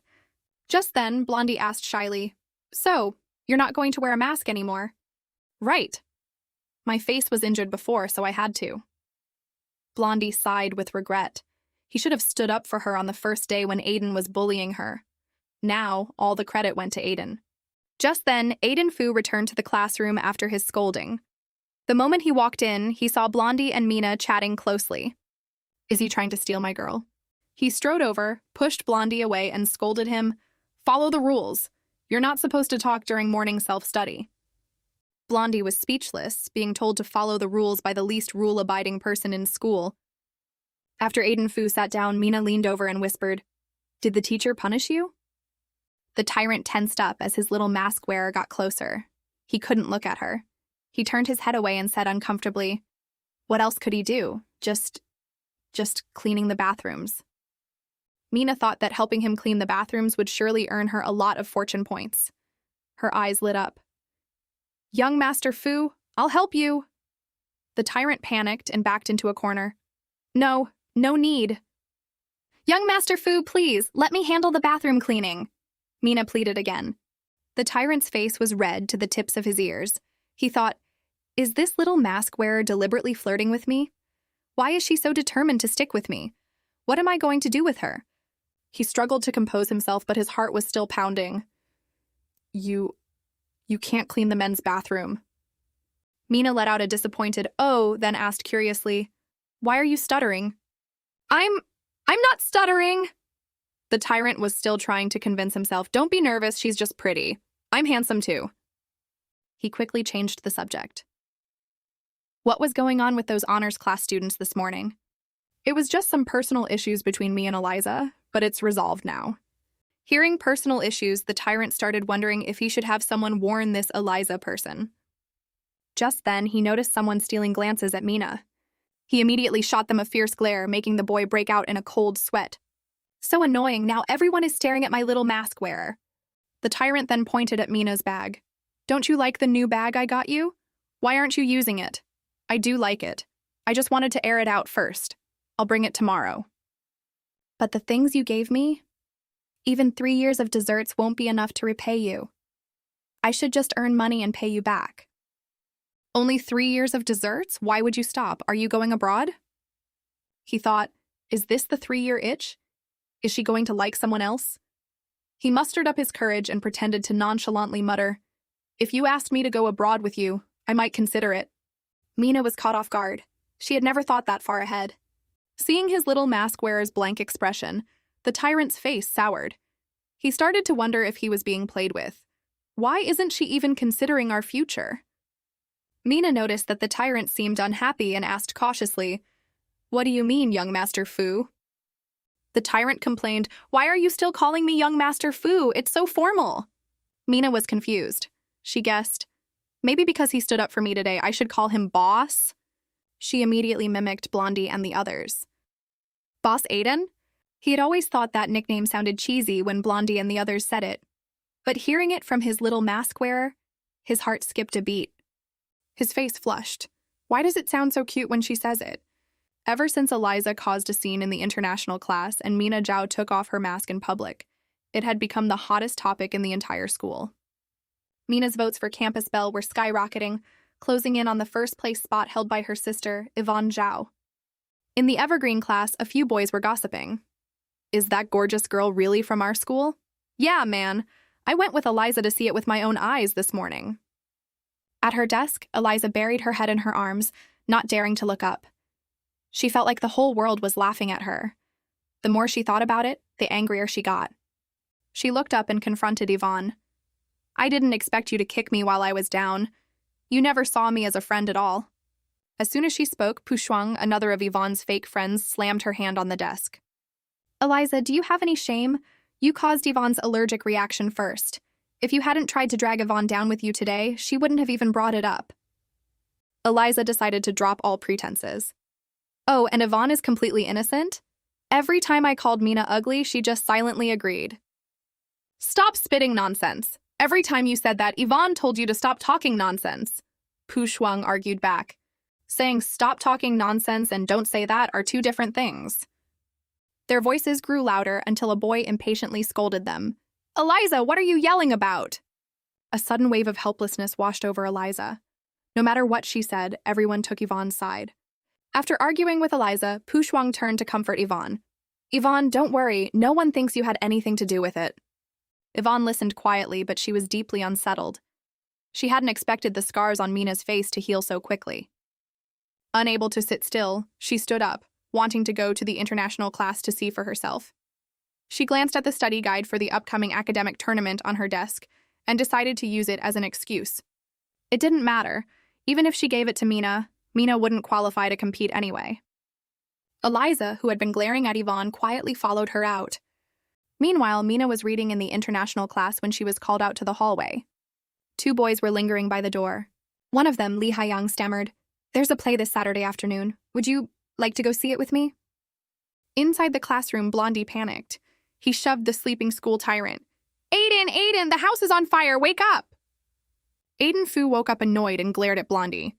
"Do you have a death wish?" Blondie shielded his head with one hand and pointed outside with the other. "Boss, your girl is getting stolen."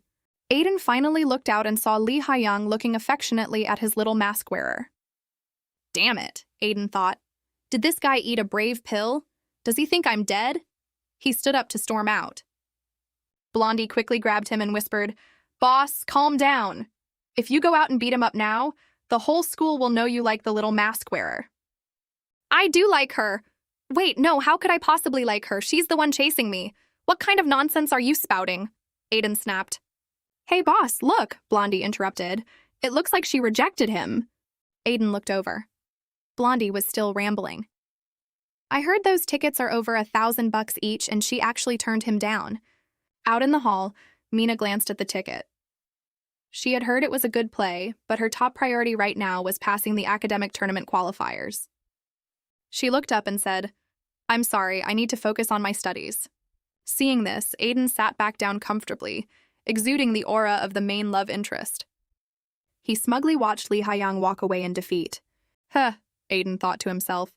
"My little mask wearer doesn't even look at anyone but me." Beside him, Blondie rubbed his chin. But I think she actually wanted to see that play. She stared at the ticket for a good while. "Heh, that's easy," Aiden chuckled, pulling out his phone to book tickets. He thought back to how his little mask wearer had gone out of her way to stick by him, even offering to clean the bathrooms, and compared it to how she just rejected that guy. "I must be special to her," he reasoned. But then a thought nagged at him. If she likes me, why didn't she just tell that guy she already had someone she liked? He looked toward the door, wondering why she wasn't coming back in. Did she get cornered again? Just as Mina was about to re-enter the classroom, Yvonne called out to her, her eyes brimming with fake concern. As Yvonne approached, Mina felt her fortune bonsai tremble slightly before it stopped growing entirely. Annoyed, Mina said, "I have nothing to say to you." Yvonne looked pitiful. "I just wanted to apologize on Eliza's behalf." Mina was completely unmoved. Playing this card again to look like a kind-hearted saint, she thought. Seeing the familiar bow in Yvonne's hair, Mina couldn't help but remember the past. 2 years ago, when she first returned to the Zhao family, her mother had looked at her old clothes with disgust. Seeing her mother and Yvonne happily chatting, Mina thought dressing like Yvonne would win her mother's affection. The next day, she excitedly bought a dress to show her mother. But standing outside the door, she heard Yvonne say, "That new copycat buys everything exactly like mine." Her mother had replied, "Don't worry, you're still my precious daughter." Hearing that, the 15-year-old Mina had ripped off her bow and cried her eyes out. But that was the old Mina, who begged for love and attention, Mina thought. The current me only wants to survive and get into a good college. Mina was pulled back to reality by the murmurs of the gathering crowd. Yvonne was still talking. "And I feel like I'm at fault too. I didn't realize the conflict between you and Eliza was so deep." Mina wasn't buying this innocent act for a second. "If it's her fault, why are you apologizing in public? Just to show off how kind you are? Unless you're admitting that you put her up to it?" Yvonne froze, then quickly forced a gasp. "Mina! She caused my allergic reaction. How could I possibly be involved with what she did?" "So she hurt you and she bullied me, yet here you are apologizing for her. You really are magnanimous," Mina mocked. "If someone commits a crime on the street tomorrow, are you going to grab a megaphone and apologize for them too?" People nearby started whispering. Sensing the shift in the crowd, Yvonne said anxiously, "It was just a small issue. Why are you blowing it out of proportion and comparing it to a crime?" "Oh, so now it's just a small issue?" Mina laughed. "With how red your eyes are and how you were apologizing in public, I thought the sky was falling." Hiding in the back, Eliza felt a surge of satisfaction watching Yvonne get shut down. Cornered, Yvonne forced herself to change the subject. "Here are the study materials for the academic tournament. I hope they help you." She assumed Mina wouldn't refuse this. As long as Mina took it, Yvonne would still look like the forgiving, generous sister. To her surprise, Mina rejected it without even looking. She had already received a study guide from Liam Shen. Seeing that Mina wasn't falling for any of her traps, Yvonne finally asked the question she cared about most. "So, when are you coming home?" "I'm not." Hearing this, Yvonne secretly breathed a sigh of relief, though she pretended to look sad. "The family is really worried about you." Mina saw right through her. "Don't worry. What you're so desperate to keep is nothing but trash to me. If you want it, it's all yours." Yvonne was so angry she could barely maintain her sad expression. Without another word, she turned and left. A girl standing nearby gave Mina a thumbs up. "Sister, you really know how to handle these fake innocents. I love it." Mina's clear eyes crinkled in a smile as she blew the girl a kiss. She looked incredibly cool. Just then, a boy who had accompanied Lee Haiyang spoke up, trying to defend Yvonne. I didn't expect someone so pretty to have such a sharp tongue. Lee Haiyang tried to pull him away, but the boy continued. Yvonne was just showing she cares. People who don't know the whole story might think you're jealous of her. Jealous of her? Along with the voice, Aiden Fu walked out of the classroom. Jealous that she's not as pretty as Mina? Or not as cute? Aiden demanded. Get your facts straight. Mina has me, Aiden Fu, as her desk mate. Why would she be jealous of anyone else? And you, Lee Goldfish, take your play tickets and get the hell out of here. Mina was startled by how angry the tyrant was, but she quietly followed him back into the classroom. Seeing him turn his head away in silence, she felt restless. Unable to hold back, she tried to make conversation. His name is Lee Haiyang, not Lee Goldfish. Why are you remembering his name? Forget it right now. Mina pouted and agreed. Aiden didn't dwell on it. Ever since he had listened in from the classroom, he couldn't stop wondering why his little mask-wearer's family treated her like that. He cautiously asked, Is your family always like that? Mina didn't want to talk about it and didn't know where to start. Seeing her fall silent, Aiden wanted to comfort her, but he didn't know what to say. Frustrated, he ran a hand through his hair, then turned and signaled Blondie with his eyes. You're up. I don't have any experience comforting people. Blondie was speechless. Other people date, but I'm the one doing all the heavy lifting. He rolled up his sleeves and spoke passionately. Transfer student, don't be sad. Let's go beat them up. Heh, there's nothing a good beating can't solve, and if that doesn't work, we can just throw money at them. Aiden raised his chin arrogantly. That wasn't my idea. But since you call me your boss, I'll begrudgingly protect you. How do you want to beat them? Mina burst out laughing, finding their clumsy attempts at comfort endearing. She joked, Throwing money at them? You might as well buy me an airplane. When she didn't hear a response, she turned to look. The school tyrant was deep in thought, looking very serious. Should I ask my mom for the airplane money, or just swipe Chloe Jung's credit card? Terrified he might actually buy one, Mina quickly interrupted his thoughts. What would I do with an airplane? I don't know how to fly one, and I'm a minor. Mentioning her age reminded Aiden of something. During that argument earlier, someone mentioned Yvonne's birthday. When is your birthday? The word birthday reminded Mina of how, 2 years ago, the Zhao family hadn't just transferred her residency, they had altered her birth date. When she asked her brother if there was a mistake on her new ID, he had righteously replied, If we don't change your birthday, how will we explain that you and Yvonne are twins but born on different days?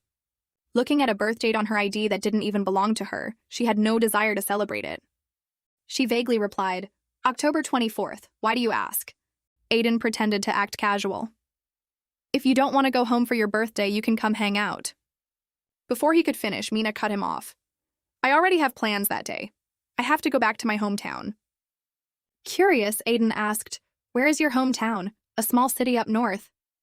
Aiden felt a wave of grievance. Why is she brushing me off? Is she still in a bad mood? Blondie chimed in from behind. If you can't celebrate yours, you can come celebrate the boss's birthday. It's on. Shut up, Aiden snapped, immediately covering Blondie's mouth. Why are you giving out my birthday? What if people send me gifts? So annoying. He subconsciously glanced at Mina. Blondie took the opportunity to pry Aiden's hands away and shouted, November 5th! Okay, I'll remember that, Mina said. She said she'll remember. Aiden's face instantly turned bright red.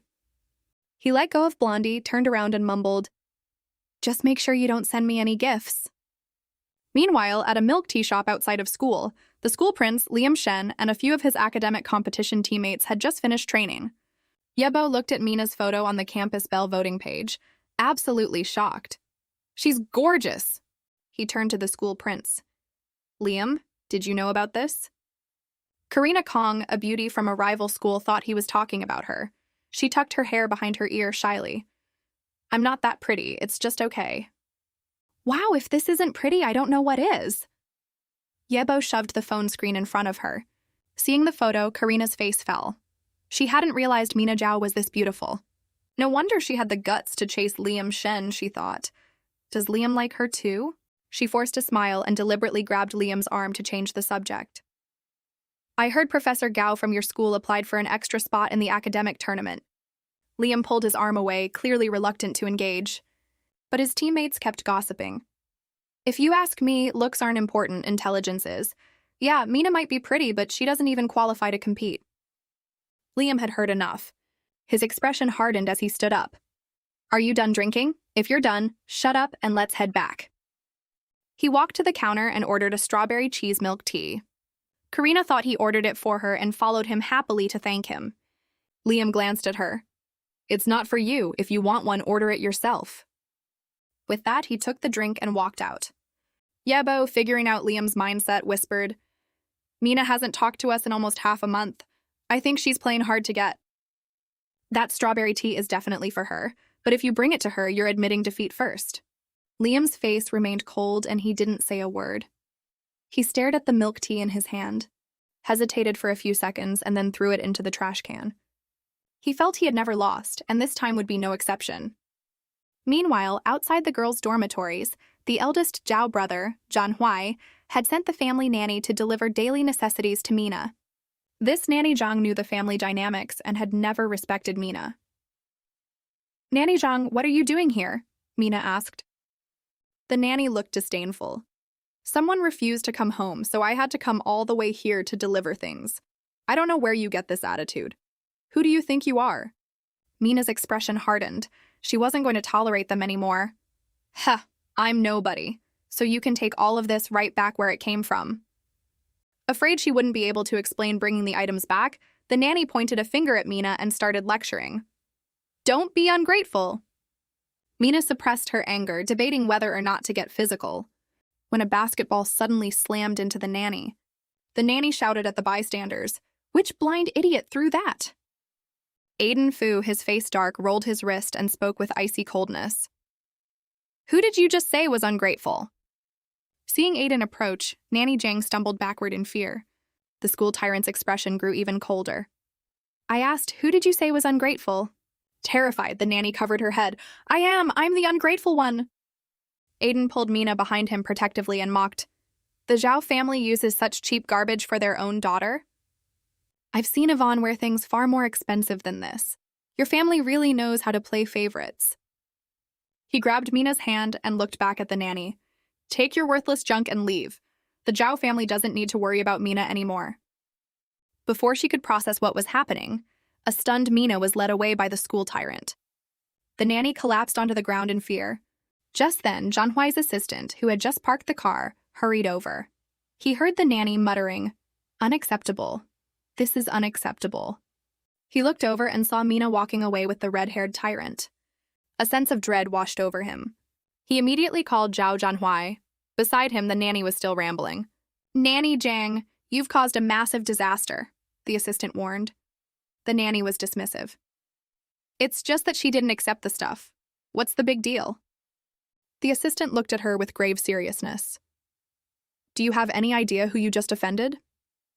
In the parking lot, the nanny explained the situation to Zhanhuai over the phone and then went home. The assistant hesitated before speaking up.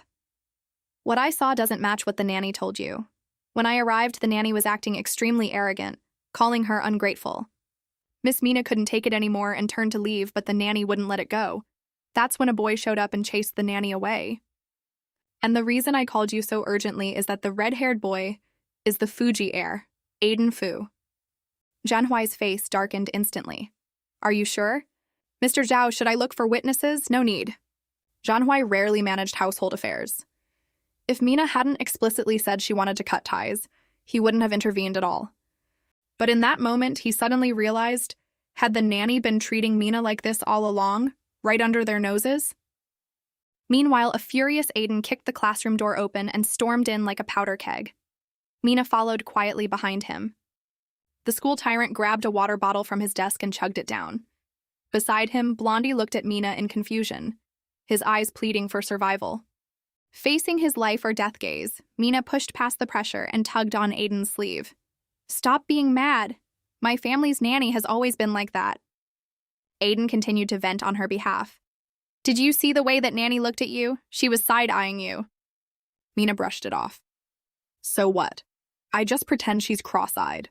Plus, she threw the stuff directly on the ground, obviously expecting you to bend down and pick it up. Mina looked like a kid being scolded by a parent, keeping her head down and muttering, "What was I supposed to do? Ask her to do a little dance and hand-deliver it to me on a silver platter?" It's fine, it's fine. You already chased her away, so stop being mad, okay? Here, drink some more water to cool down. She handed the water back to him. Coaxed by his little mask wearer, Aiden's expression softened significantly. You have my number, don't you? If something like this happens again, call me. He paused, then quickly tried to cover it up. Or call Blondie.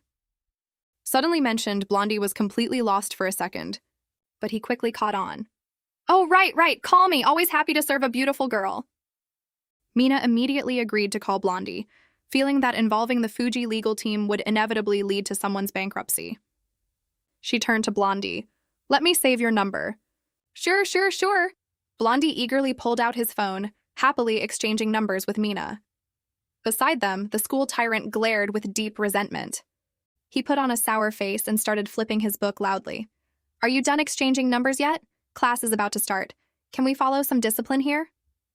Seeing his reaction, Mina immediately pulled out a dessert and handed it over. Don't be mad, boss. I made this dessert for you today. Aiden looked at the cake, pouting arrogantly. You only made one portion today, right? Yesterday, she had made 3, and his death glares nearly killed her. It had slowed her fortune points accumulation, so she hadn't dared to do it again today. She nodded obediently. Yes, just one. Only then did the tyrant break into a happy grin and open the box. Ha! That's more like it. After taking 2 bites, he suddenly stood up, stating righteously, Nobody move. I'm on cleaning duty today. I need to inspect the hygiene.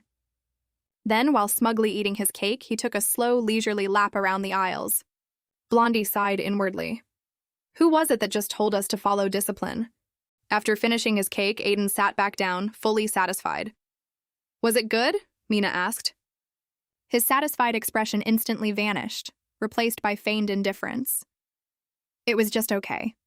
Suddenly, Mina reached her hand toward the tyrant's face. Aiden panicked and grabbed her hand. What are you doing? Mina pointed at his face. You have frosting on your cheek. Aiden turned away shyly. I'll get it myself.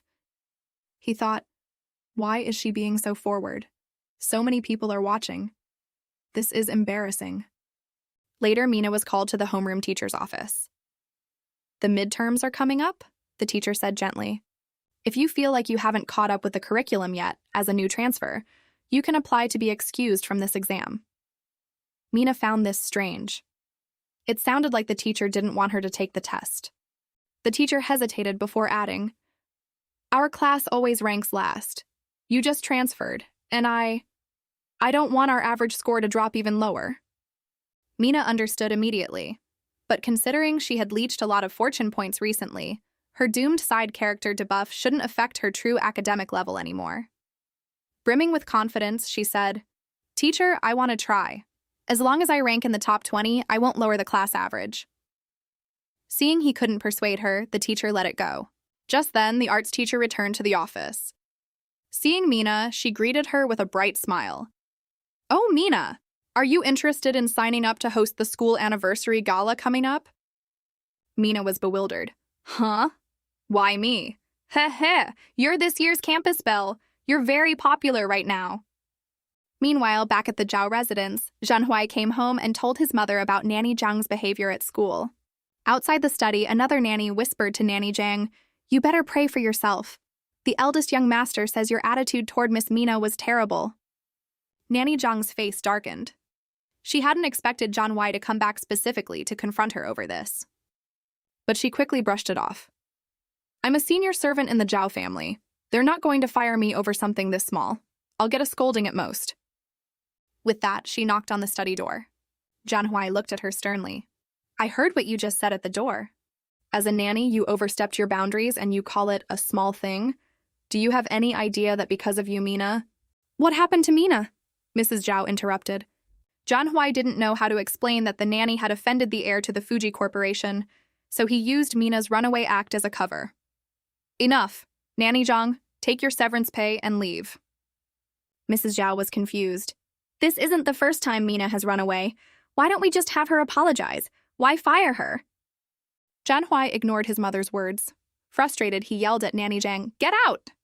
After leaving the office, Mina heard students whispering. They were saying she stole Yvonne's campus belle title and was now trying to steal her spot as the gala host.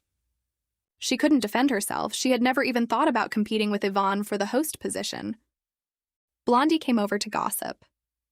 "Transfer student, the forums are going crazy. They're saying you're going to be this year's anniversary host." "What host?"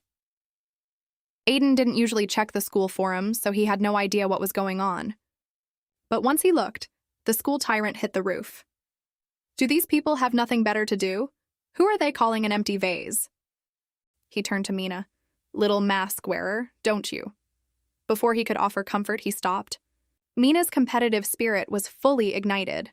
Her homeroom teacher was afraid she would drag down the class average, and people were saying her grades were worse than Yvonne's. In this midterm, she was going to show them who the real empty vase was. Seeing his little mask wearer furiously doing practice problems, Aiden smiled knowingly. He knew she wanted to prove herself. At noon, Blondie was about to call Mina for lunch, but Aiden stopped his hand. He signaled with his eyes, "Don't disturb her." Blondie understood immediately and pointed outside. "I'll go to the cafeteria and bring food back for you too." Aiden watched Mina silently, thinking, if my little mask wearer is working this hard, I have to be her strong support system. After a long time, Mina stretched contentedly.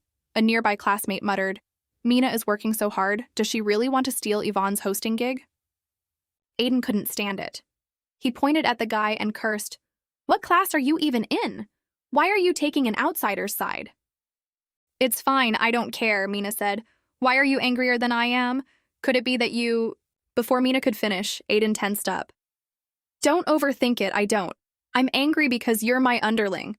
How can I let someone bully you right under my nose?" Mina was a little touched. After working so hard, the school tyrant was finally officially claiming her as his underling. She finally had someone watching her back. She leaned in excitedly. "So, when did you—" Aiden's heart was racing like it was about to explode. He quickly interrupted her. "When did what? I didn't say anything. I haven't showered yet." His voice abruptly cut off, his body stiffening in panic.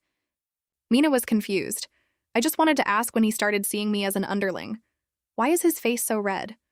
The school tyrant gently pushed Mina's head away and said, "Class is starting. What do you want, woman? You talk a lot more now that you don't wear a mask." But he suddenly felt a bit melancholic. "We're already at this stage. Why hasn't my little mask wearer confessed to me yet?"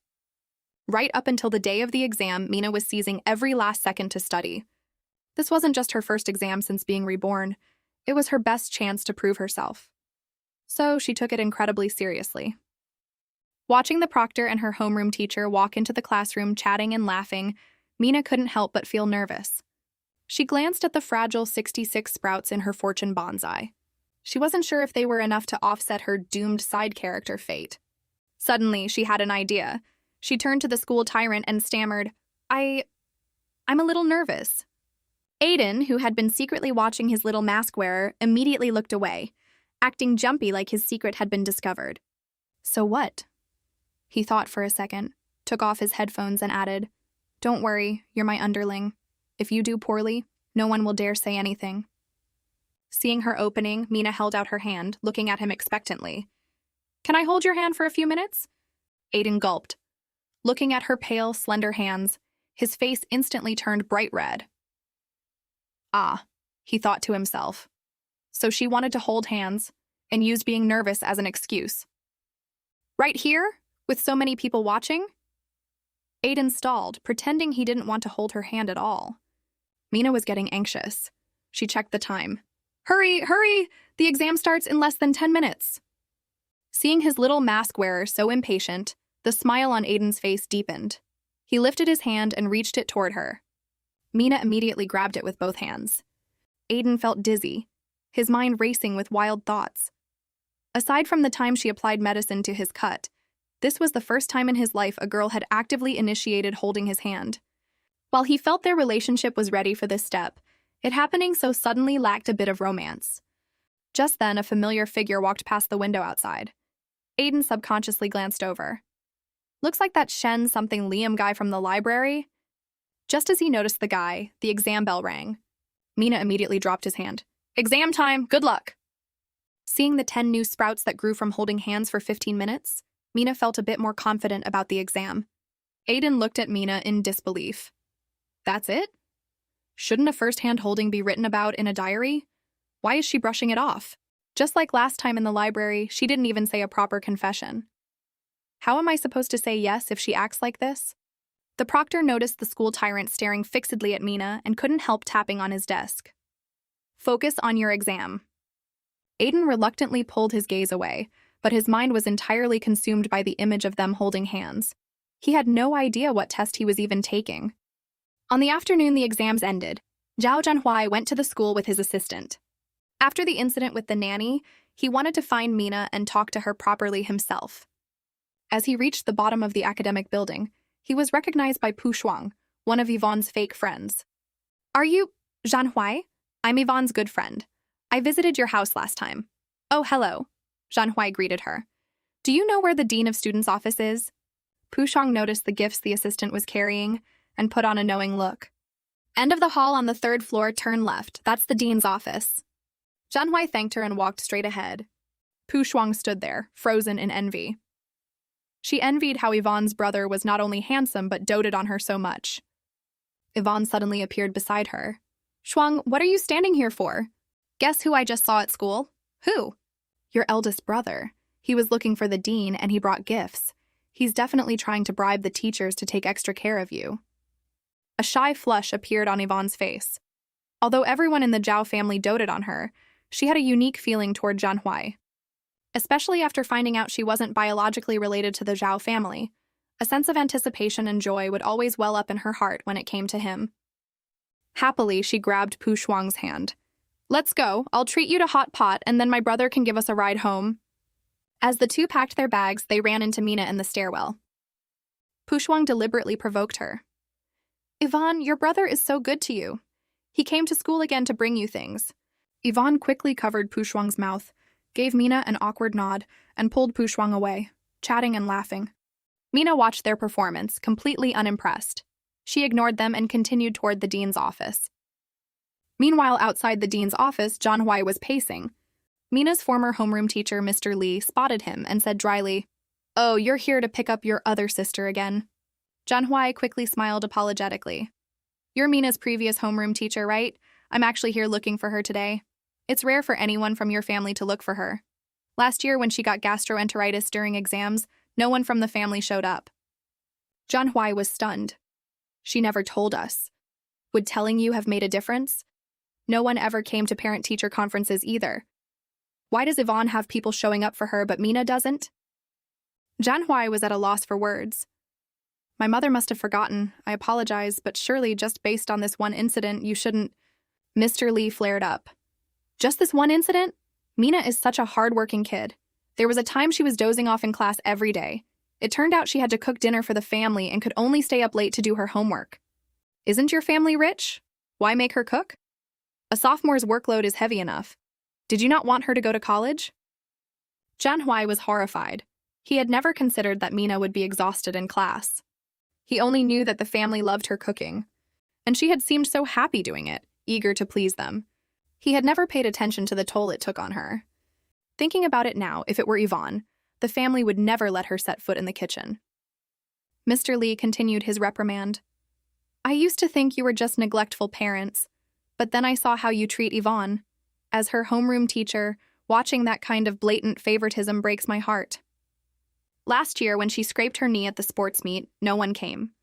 Later, when her face was burned, she fell behind in her studies. Would you ever neglect your other sister like that? Just then, someone called for Mr. Li from outside. He had to swallow the rest of his words, giving Zhenhuai a disgusted glare before turning away. Zhenhuai felt a wave of despair. Only now did he realize how much they owed Mina. The door behind him opened again. Zhenhuai snapped back to reality and turned to see Mina standing in the doorway looking surprised. She froze for a few seconds, then immediately turned to leave. This time, Zhenhuai didn't know how to handle her. If their home was a living hell for her, maybe he shouldn't drag her back. He took a deep breath and called out to her. If you don't want to come home, you don't have to. But I hope I can still be your eldest brother. If you face any difficulties, I'll help you. Mina didn't know what Zhenhuai was planning this time. She scoffed and ignored him. This is my supplementary credit card. Just take it and use it. I won't tell the family. Consider it our secret. Mina sneered. Such fake righteousness. Aren't you afraid I'll max it out? There's $300,000 on it. It's what the family owes you. I don't want it. Don't you like Yvonne? Save it for your wedding with her. Janhwai stared at her in shock. Mina realized her mouth had run too fast. Janhwai probably hadn't developed romantic feelings for Yvonne yet. Taking advantage of his shock, she quickly turned and left. Her former homeroom teacher happened to return and saw the scene. He patted Janhwai meaningfully on the shoulder. Why don't you just let Mina go? Don't hold the kid back. Janhwai handed the credit card to Mr. Lee. Please take this and buy some things for Mina. I leave her in your care. Mr. Lee hesitated for a moment before accepting the card. Janhwai finally left, feeling slightly relieved, but a new question weighed heavily on his mind. After Yvonne and Pushuang finished their hot pot, they were surprised to find the Zhao family driver waiting for them, not Janhwai. Pushuang looked confused. Your eldest brother asked me where the dean's office was. Could he have gone for Mina? Hearing this, Yvonne froze, barely able to maintain her composed expression. Seeing this, Pushuang started to speculate. Maybe the Zhao family doesn't exclusively dote on Yvonne after all. Feeling the strange looks from her friend, Yvonne quickly said, It's too late today, so I won't have the driver take you home. You can head back yourself. Pushuang stood there, eyes wide in disbelief. These fake friendships really are just plastic. As soon as Yvonne got home, she realized Nanny Zhang, who she was close with, wasn't there. She immediately asked Liu Zhao. Liu, entirely focused on his video game, replied dismissively, Janhwai fired her. Already annoyed, Yvonne grew even angrier seeing Liu's indifferent attitude. She marched over and snatched his phone. Stop playing! What exactly happened? She looked down on Mina and then tried to play the victim, Liu said impatiently. Besides, between Mina and Nanny Zhang, you should know who's more important, right? But even if she made a small mistake, she shouldn't have been fired. Just then, Janhwai returned home. Yvonne immediately rushed over and threw herself into his arms. With tears welling up, she said in a slightly spoiled tone, Why did you fire Nanny Zhang? Janhwai, can I sleep in your room tonight, just like when we were little? Normally, Janhwai would have thought nothing of it. But suddenly, Mina's words echoed in his ears. Save it for your wedding with Yvonne. His expression changed abruptly, and he pushed Yvonne away. You're grown up now. Stop crying over such trivial things. Sleep in your own room. Yvonne was in disbelief. Janhwai had never refused her before. It felt like ever since Mina left, everything was changing. The next day in gym class, Pushuang sought out Yvonne to apologize. Yvonne, yesterday was my fault. I didn't know your brother went to look for Mina. I bet Mina made a huge scene running away from home just to get your family's attention. I know, but I can't exactly throw a tantrum and run away too, can I? Both girls glanced toward Mina. When the midterm results come out today and your grades are better than hers, your family's attention will naturally come back to you. Meanwhile, Mina was zoning out, thinking about 2 math problems she needed to ask Professor Gao about this weekend.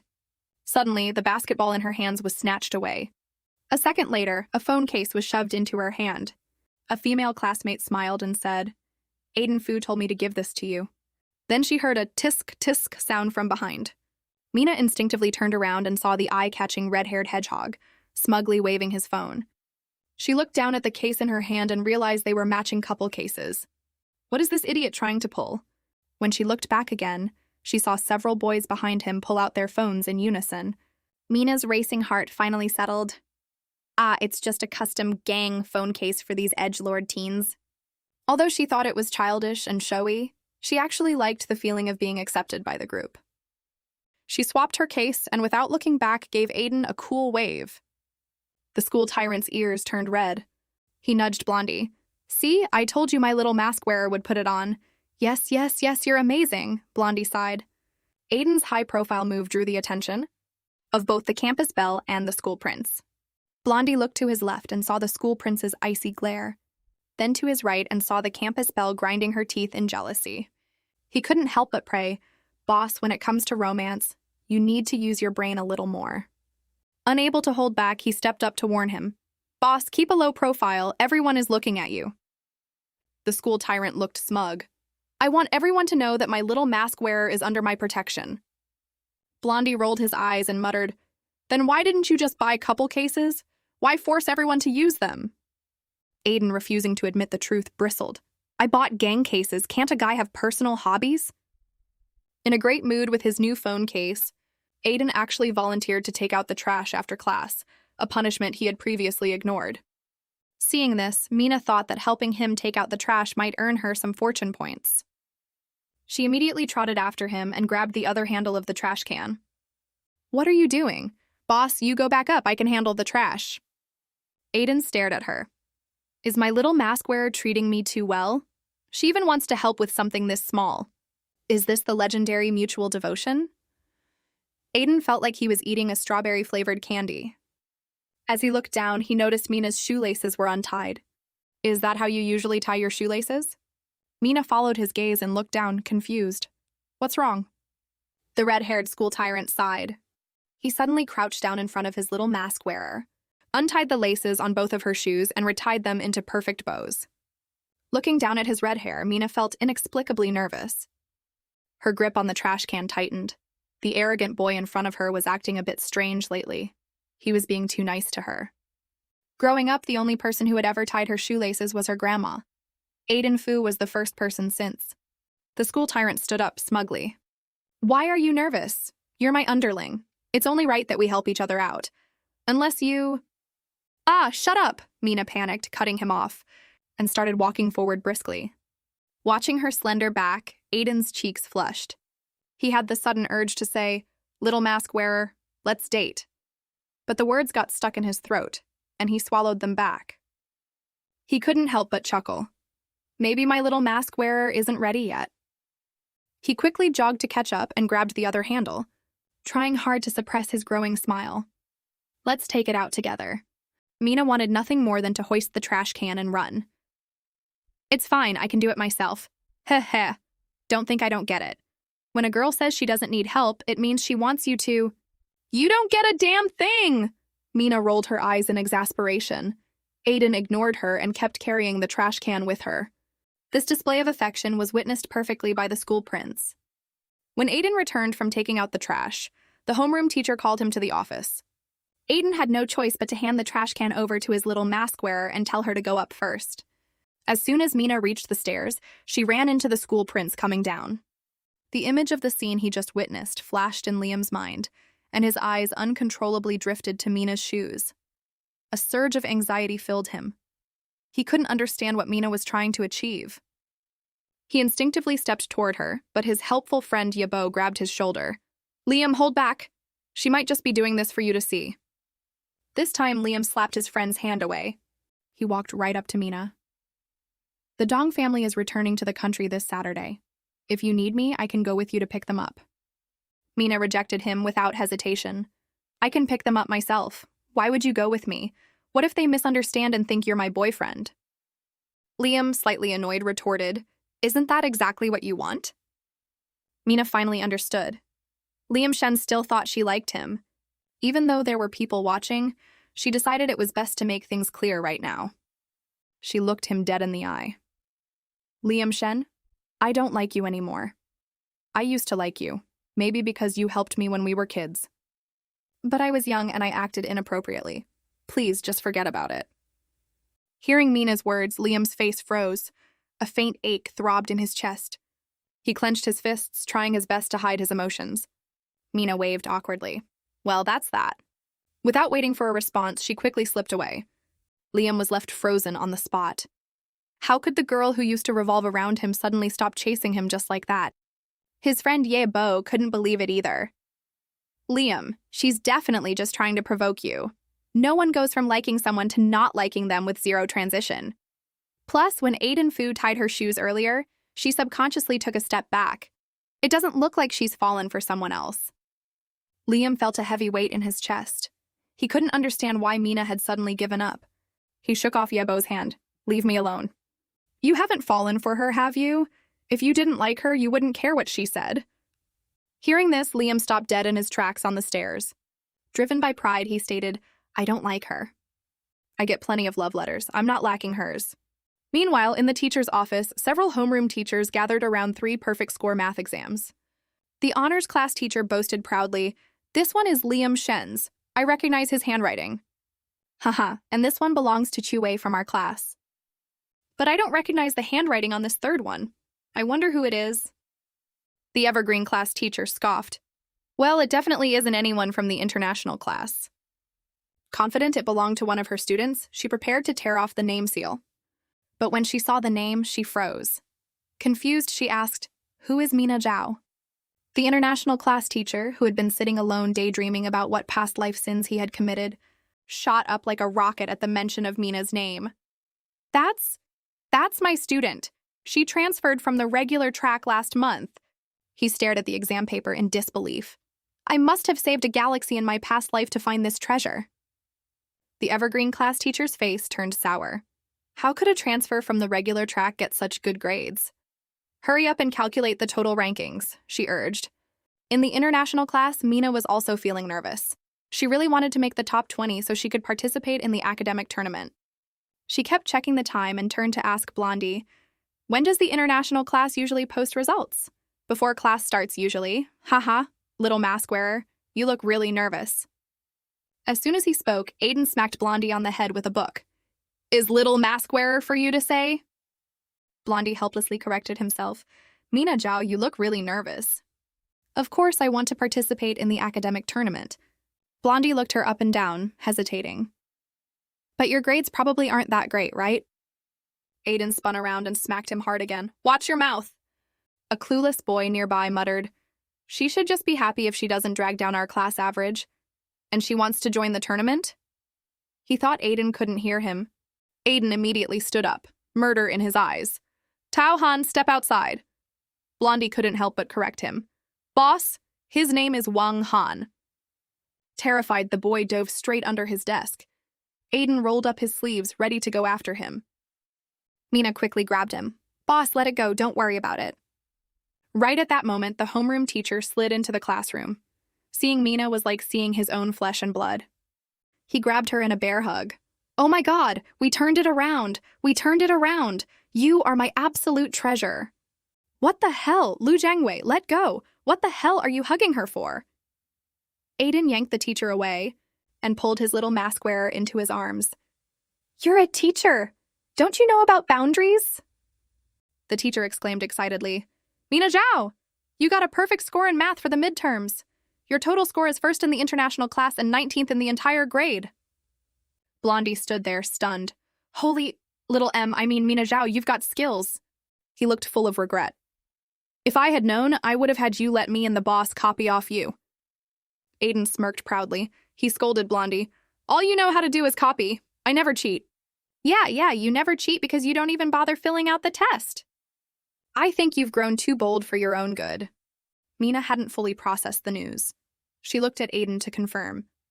"Did I hear that right? I'm 19th? Seeing his little mask wearer looking so adorably confused, Aiden's heart melted. He couldn't resist reaching out and ruffling her hair, saying with utter fondness, "You got first in the class and you're asking me, the guy in last place, if it's true? Are you showing off on purpose?" Meanwhile, the Evergreen class teacher was throwing a fit. 3 perfect scores in math, and even the international class got one. And we didn't get a single one? Hearing this, Yvonne felt a sudden panic. She wondered if the perfect score was Mina. Pu Shuang quickly comforted her. "Don't worry, you're always in the top 20. Mina just transferred, she's probably struggling to keep up with the curriculum." "I'm not worried. My total score is definitely higher than hers." But what she truly feared was that the gap between them wouldn't be big enough. Only if Mina ranked at the very bottom would the family see the clear difference between them. Just then, Pu Shuang shouted, "Class rankings are out! Yvonne, you're 5th in the class and 20th in the grade. That's amazing!" Yvonne breathed a sigh of relief and smiled. "I didn't perform my best this time." But her smile didn't last 2 seconds. When the teacher switched the screen to the grade-wide rankings, Yvonne was dumbfounded. Mina Zhao's name was ranked 19th, right above her. Her face turned incredibly pale. For a moment, she doubted her own eyes. The boy sitting in front of Yvonne turned around and said, "Wow, I had no idea your sister was so smart." Yvonne's mind was buzzing. She was still reeling from the shock, completely deaf to the voices around her. Meanwhile, Mina's ecstatic teacher returned to the podium, rambling on like a proud parent whose child had finally made it. while the biology teacher stopped him at the door. There was an issue with the biology scores for Mina Zhao from your class and Dan Chi from the honors class. The total scores need to be recalculated. Aiden complained. Why post the scores if they weren't finalized? If her score drops, won't she be disappointed for nothing? The Evergreen class also received the news about the recalculation. Even though it was just one fill-in-the-blank question, Yvonne secretly breathed a sigh of relief. If Mina lost 3 points, she would drop to 22nd place below Yvonne. 10 minutes later, the Evergreen class teacher returned and opened the updated ranking spreadsheet. To everyone's shock, Mina's score hadn't decreased, it had gone up. Her rank jumped from 19th to 17th. Yvonne's newly calmed heart plummeted again. Her former fake friend Eliza watched Yvonne's reaction with absolute glee. In the international class, Mr. Liu rushed back in, tears in his eyes. Mina, you're 17th. I taught a student who got 17th. Mina finally stood up, thrilled. 17th?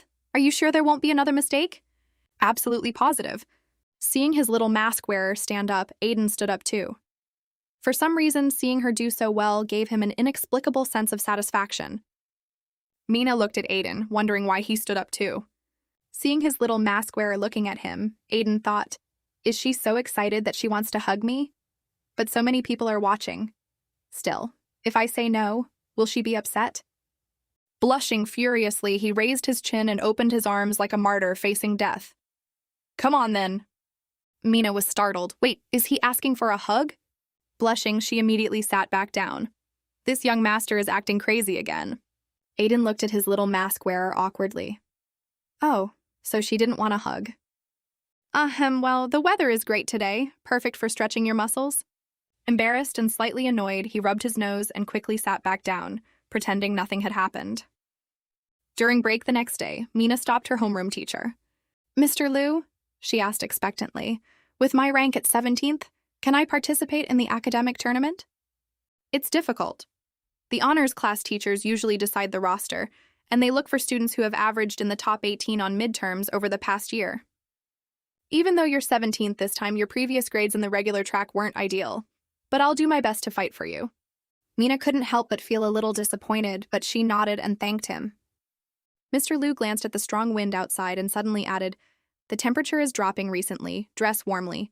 Mr. Lee specifically asked me to take good care of you. Mina felt flattered. She hadn't expected her former homeroom teacher to still care about her. She smiled brightly. Thank you for looking out for me, teachers. As she headed back to class, she noticed Liam Shen, who never usually checked the rankings, staring at the leaderboard. His expression was unreadable as he stared at the rankings for a long time. He always had a feeling Mina would climb to a position beside him. But before, she did it for him.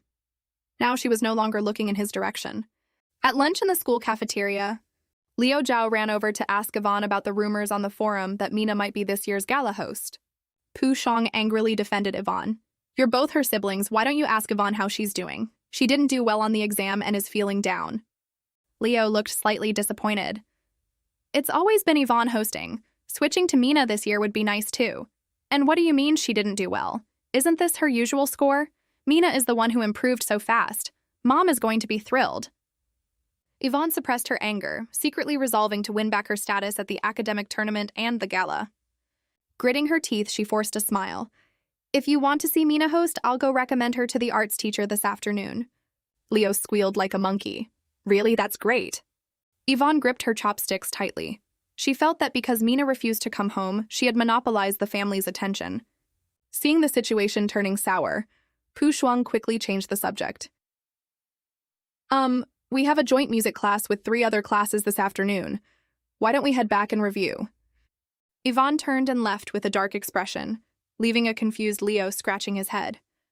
In the afternoon's group music class, Yvonne spotted the school tyrant and Mina sitting together from a distance. Aiden was resting his head on his desk, wearing headphones and staring at his little mask wearer with a deep scowl. What is wrong with her family? Aiden thought. They can't even give her money for a winter scarf? He glanced over at Yvonne, who was bundled up in exceptionally warm clothes. The favoritism is sickening. He couldn't stand seeing his girl treated so unfairly. Digging into his pocket, he pulled out his black card and handed it to a lackey nearby, shooting him a look that clearly said, "You know what to do." The lackey gave an okay gesture. Don't worry, boss, he whispered, sneaking out the back door. Satisfied, Aiden stretched his long legs comfortably, but accidentally bumped the chair of the girl sitting in front of him. She turned around and, upon seeing his handsome face, immediately blushed. She whispered excitedly to her friend, "That's the guy from the international class, the super rich one." Seeing them whispering, Aiden assumed they were looking for trouble. He pulled off his headphones and glared. "What? You want to fight?" But instead, the blushing girl nervously placed an origami crane on his desk. "For you," she stuttered. Aiden instinctively frowned in disgust. What is this? A love letter? So old school. He was about to throw it away when he froze. He quickly glanced over at his little mask wearer. "Crap, I've been caught," he panicked. "Is she going to be jealous? Do I need to coax her?" He immediately pulled out his phone to search how to coax your girlfriend. But Mina just glanced at the paper crane and went right back to furiously writing her notes. Aiden was instantly annoyed. Someone is giving me a love letter and she's just doing practice problems? He deliberately bumped Mina's arm with his elbow. "What are you doing?" Mina asked. "You have so much space. Why are you crowding me?" She simply moved her book over and kept studying. Aiden pouted in frustration. "Why is she so clueless? Does she even like me? Or is she just that confident that I'm completely hers? How do I make her realize that I'm not that easy to catch?" Mina noticed Aiden staring at her and had no idea how she had offended him this time. Her eyes landed on her thermos. Is it because of this? She picked it up to test the waters. "There's soy milk in here. Do you want some?" All of Aiden's previous frustration vanished instantly. That's the cup her lips touched. She wants me to drink from it? This is definitely a hint. It has to be. Mina poured a little soy milk into the cup's lid and handed it over. Aiden pretended to look reluctant. "If you insist, I guess I'll try it." But inwardly, he was grumbling. Why pour it in the lid? Is she a germaphobe? As soon as Aiden finished the sip, Mina was stunned. She hadn't expected drinking soy milk to grant fortune points. 50 sprouts could be exchanged for a small tree, and she currently had 1 tree and 29 sprouts. She quickly poured another lid full. "Have some more." Clueless, Aiden drank cup after cup. After the third lid, he felt like he was going to throw up. Is she doing this on purpose? Is she punishing me for talking to that other girl? "Haha, if you like drinking it so much, I can swap your daily dessert for this," Mina offered. No, I want the dessert," Aiden protested. "What kind of tough guy drinks soy milk all day? What if I grow man boobs?" Mina nodded with a sigh. "All right then." Just then, the music teacher walked in. Seeing Aiden Fu actually attending class was a rare miracle, so he couldn't resist calling on him. "Aiden, come up and demonstrate Rachmaninoff's Piano Concerto No. 3 in D minor for the class." Normally, the school tyrant wouldn't even bother, but today he wanted to show off for his little mask wearer. He walked up to the piano and played a flawless, flowing melody. Mina paused her writing. She looked up at Aiden's focused, quiet demeanor. He looked handsome in a completely different way than his usual self. It gave her a whole new level of respect for him. As the music stopped, Aiden looked down at the audience smugly and noticed his little mask wearer staring blankly. "Heh, stop daydreaming. If you like it, I'll play it for you again later." "Now, Mina Zhao, please come up," the teacher announced. Mina was caught off guard. She had learned the cello in high school during her past life and hadn't played in a long time, but she could still manage a piece. Soon, a deep, elegant melody flowed through the classroom. Bathed in the warm light from the window, she instantly captivated everyone's attention. Sitting in the back row, the school prince, Liam Shen, kept his eyes locked on her. He had known Mina for 2 years, but he realized he had never truly understood her. Pu Shuang's jaw dropped. Mina knows how to play the cello? Beside her, Yvonne panicked. She couldn't just sit there and wait for defeat. She stood up abruptly, determined to find the arts teacher and lock down the school gala hosting gig immediately.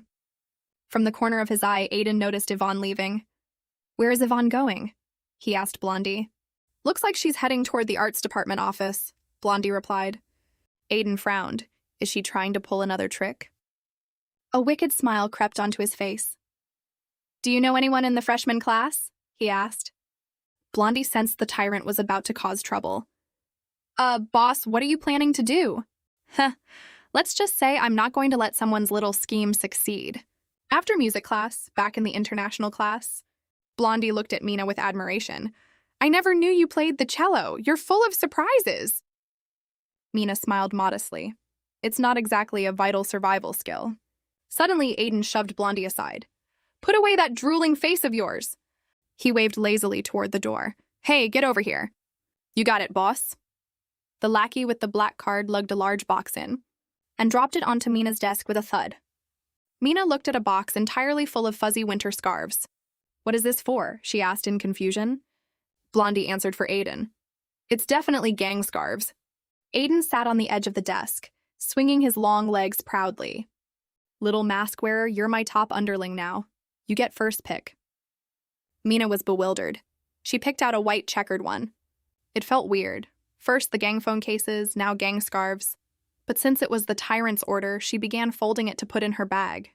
Suddenly, Aiden snatched the neatly folded scarf from her hands. Ah! Mina gasped in surprise. Without a word, Aiden wrapped the scarf directly around her neck. I told you, it's a gang scarf. You have to wear it to fit in, he declared domineeringly. But inwardly, he was smiling. Now she won't be cold. Yvonne has one, so my little mask wearer needs one too. He then casually grabbed a different colored scarf of the same style for himself. Ahem, I'll just take a random one too. Blondie rolled his eyes. Yeah, random. I saw how precisely you picked that out. As Aiden pulled off his headphones to put on his scarf, Mina suddenly noticed 2 long, bloody scratches on the right side of his neck. She immediately stood up and grabbed his face, pulling him closer. The two were suddenly inches apart. What are you doing? Aiden panicked, thinking his little mask wearer was about to kiss him by force. His face turned crimson, his heart racing. Mina stared at his wounds. They looked exactly like the scratches he had on the back of his hand last time. After a few stiff seconds of waiting, Aiden realized Mina wasn't making a move. He realized she was looking at his neck. He quickly pushed her away and wrapped his scarf tight. What happened to your neck? Mina demanded. The water for my instant noodles was too hot and the glass bowl exploded. And your hand last time? Aiden, sweating nervously, nodded guiltily. Mina felt inexplicably angry. Are you always this careless? A little further and it would have hit your carotid artery. Trying to hide his soft spot, Aiden raised an eyebrow and put on a cocky front. Don't you know scars are a man's medals? Mina rolled her eyes at him, but she felt incredibly anxious. Was Aiden getting hurt because she was leeching his fortune points? Just then, the system chimed in. You are only skimming surface fortune, not draining his life force. Aiden Fu's injuries have absolutely nothing to do with you. Mina let out a sigh of relief, though she decided to pause her fortune leeching for a few days just to observe. Meanwhile, Liu Zhao was being dragged to the arts department office by a classmate. Just as he reached the door, he heard Yvonne's voice. He was thrilled, thinking she was recommending Mina for the host position like she promised at lunch. The classmate who brought him, acting on Blondie's secret orders, quietly slipped away. Inside the office, Yvonne was speaking. Teacher, I've been the host for 2 years. I have the experience and ability for this. I know Mina's popularity is high right now, but a lot of people suspect she cheated on the midterms. She's my sister, so I know her true academic level. If what you're saying is true, the teacher replied, picking her would indeed look bad for the school's reputation. I'll take it into careful consideration. Outside, Leo's mind went completely blank. The Yvonne he knew never fought for things or put others down. How could she say this? The office door opened, and Yvonne walked out with a faint smile, only to freeze when she met Leo's disbelieving eyes. The air went dead silent. Why are you here? Yvonne asked, panic setting in. She had no idea how much he had heard. That evening at home, Leo looked grim, while Yvonne had red, teary eyes playing the victim. Seeing this, Mrs. Zhao immediately assumed Leo had bullied Yvonne and started scolding him harshly. Leo felt like he was going to explode. He yelled at Yvonne, You falsely accused Mina of cheating and now you're playing the victim? Are you enjoying playing us all for fools? Yvonne immediately let the tears fall. Leo, we grew up together. Why are you taking Mina's side without even listening to my explanation? Enraged, Leo lost his filter. Because you're the cuckoo in the nest. Do you deserve to have everyone take your side? Smack. Mrs. Zhao slapped Leo hard across the face. Leo glared fiercely at Yvonne. He felt an intense, suffocating frustration. In that moment, he finally understood exactly how Mina used to feel when she couldn't defend herself against their family's logic. He didn't waste another word trying to explain. He turned and walked out. He couldn't stay in this house a second longer. Watching him leave, Yvonne felt no guilt. Instead, she suspected Mina was pulling strings behind the scenes. It wasn't until the next day at school, when she asked around, that she learned Mina had still been performing on stage when she left the classroom. That meant it had to be Aiden Fu. But why would the great Fuji heir target her just for Mina Zhao? Over at the academic building, Mr. Liu stopped Mina. "Good news! Our school got one extra spot for the academic tournament. I'm going to talk to the honors class teacher right now. You might have a chance." "Really?" Mina was over the moon. Liam's wingman Ye Bo overheard this and immediately went to gossip. The tournament really did get an extra spot. Karina Kong was right. "You know, Liam, Karina is actually pretty great. She dances well and has good grades." Liam was assembling a robotics model. "Shut up," he said coldly. But the next second, the usually flawless school prince made several assembly errors. Yebo noticed the shift. Ever since Mina said she didn't like Liam anymore, his error rate had spiked. Testing the waters, he asked, "Why don't you just go win Mina back?" Liam's hands paused. His face remained emotionless. "I said shut up. If you speak again, get out." Yebo glanced at the robot. Oh man. He messed up the wiring so obviously and didn't even notice. Soon, the news of the extra spot reached the Evergreen class. Mu Jiao was ecstatic because she was ranked 19th on average. Yvonne secretly gloated, thinking that at least she would beat Mina at the tournament. But when the official list was posted downstairs, both Yvonne and Mu Jiao were in shock. The final spot went to Mina Zhao. The Evergreen class exploded in outrage. Pu Shuang complained bitterly. "Mu Jiao was 19th. Why did she get cut? Is it rigged? How much money did Mina bribe them with?" "No, wait. How much money did Aiden Fu spend for her?" Mu Jiao burst into tears, and the whole Evergreen class felt a sense of injustice. Yvonne was also shocked, entirely unable to understand why Aiden Fu was going out of his way to help Mina against her. Meanwhile, in the international class, the students were cheering. "Mina, you got the last spot! You're making our class look so good!" Aiden was genuinely happy for his little mask wearer. But then a few students from the Evergreen class started shouting from the hallway, "Aiden Fu, if you have the guts to buy a spot for your chick, you better have the guts to come out." Chick? Aiden thought he heard wrong. He immediately searched the slang term on his phone. Definition, a person's girlfriend. Seeing the answer, his anger instantly halved. Huh, girlfriend. Blondie watched Aiden's ears turn inexplicably red and asked in confusion, "Aren't you mad?" I'm so mad," Aiden said unconvincingly. Finally, annoyed by the continuous shouting from the Evergreen class, Aiden stood up with a dark face and walked to the door. The crowd outside instantly shut up in fear. As Aiden stepped forward, they backed away. "What are you yelling about? Mina Zhao earned this with her own skills. Stop your whining." The Evergreen class president stuttered, If you have the guts, compete fairly. Don't use dirty tricks behind our backs." Aiden's expression grew ice cold. "Say that one more time, I dare you." Inside the classroom, Mina was on edge, terrified Aiden was going to get into another fight. She tried to get up, but Blondie stopped her. "If you go out there, you're just adding fuel to the fire. Let the boss handle it." Just then, the dean of students rushed over, sweating profusely. "What are you doing? What is going on here? Do you all want to clean bathrooms?" Aiden shot the dean a look that clearly said, "Make me clean a bathroom, and I'll demolish this building."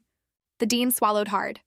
The Evergreen class homeroom teacher, Ms. Ye, arrived with a crying Mu Jiao. "Mr. Dean, you need to explain this. Why did the spot go to Mina Zhao and not Mu Jiao?" The honors class teacher, Mr. Zhang, also chimed in. "Mr. Dean, we cannot compromise our integrity for money. By the rules, this spot belongs to Mu Jiao." Aiden burst out laughing. "Integrity?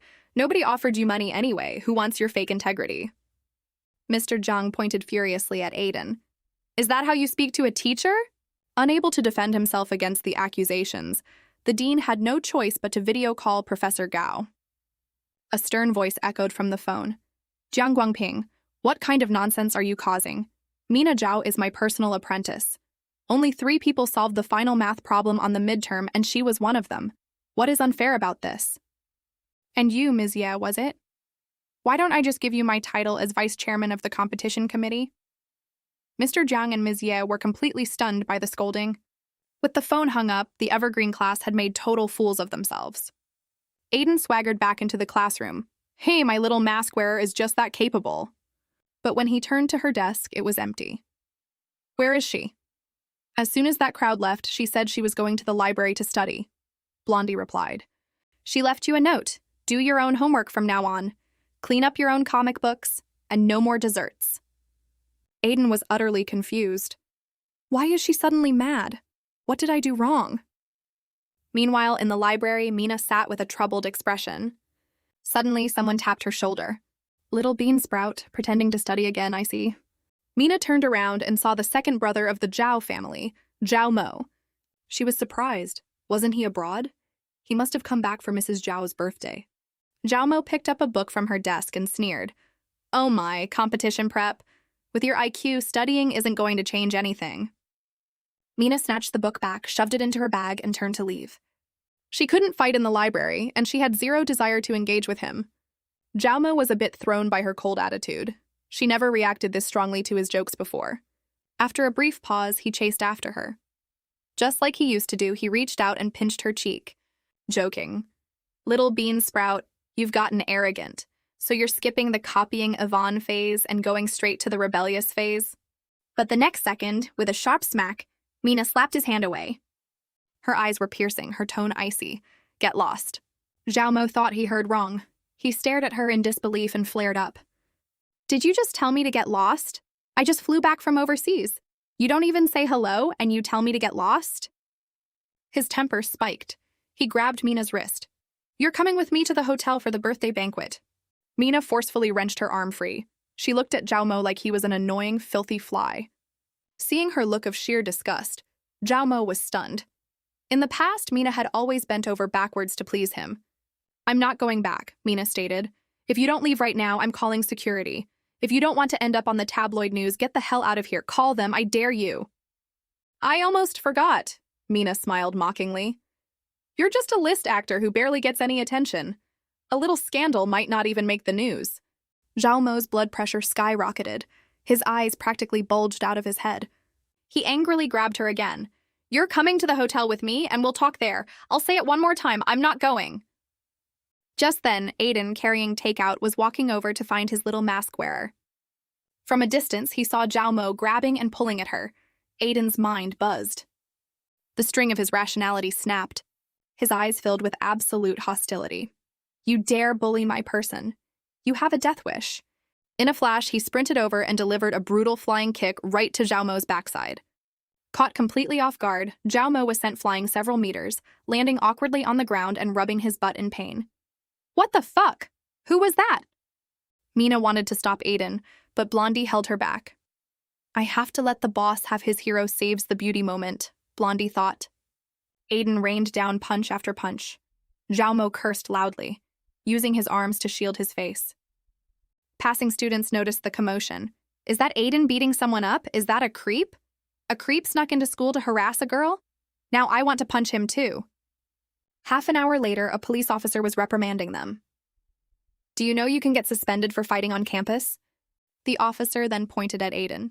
And you. Why is your hair dyed red? Why did you lead a fight? Aiden looked defiant. He's a pervert. If I don't punch him, who will? As for the red hair, there's no law saying redheads can't be citizens. Just as he finished speaking, he saw lawyer Zhang from the Fuji legal team hurrying over with a briefcase. Where is she? Aiden asked immediately. Young Master Fu, Miss Zhao is waiting outside. Good. Can't let her stay in the same room as a filthy pervert. Beaten black and blue, Zhao Mo gritted his teeth. Who the hell is a filthy pervert? I'm her second brother. The police officer scolded him next. Stop yelling!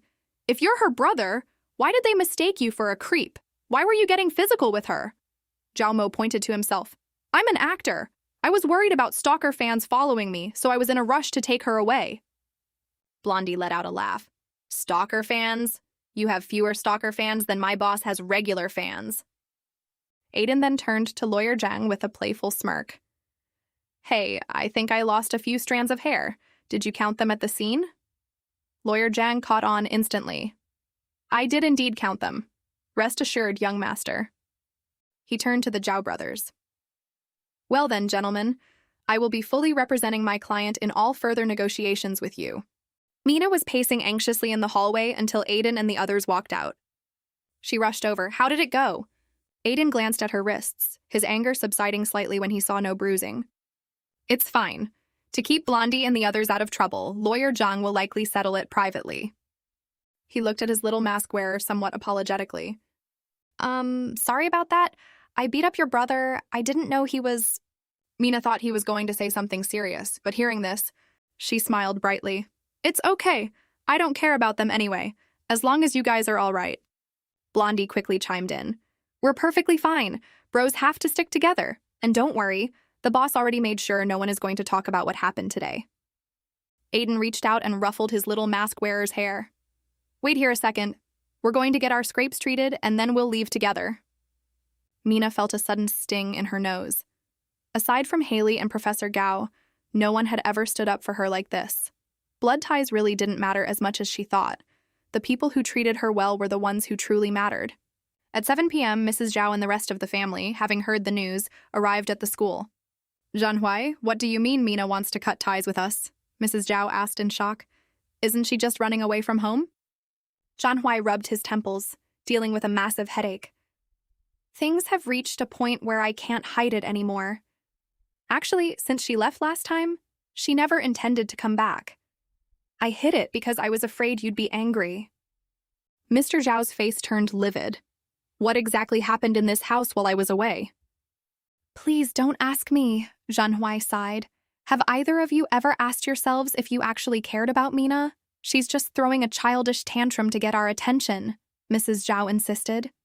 Squatting to the side, Leo listened to the three of them argue, his emotions a tangled mess. Soon Mina and Aiden walked out.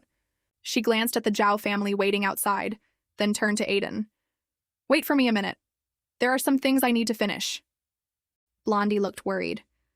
Are you really going to cut ties with your shut up? Aiden interrupted him. He looked at Mina. Only you know what you've been through. Don't listen to anyone else, make your own choice.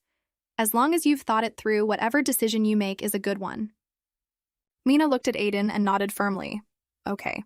Aiden looked over Mina's head, casting a cold glare at the Zhao family.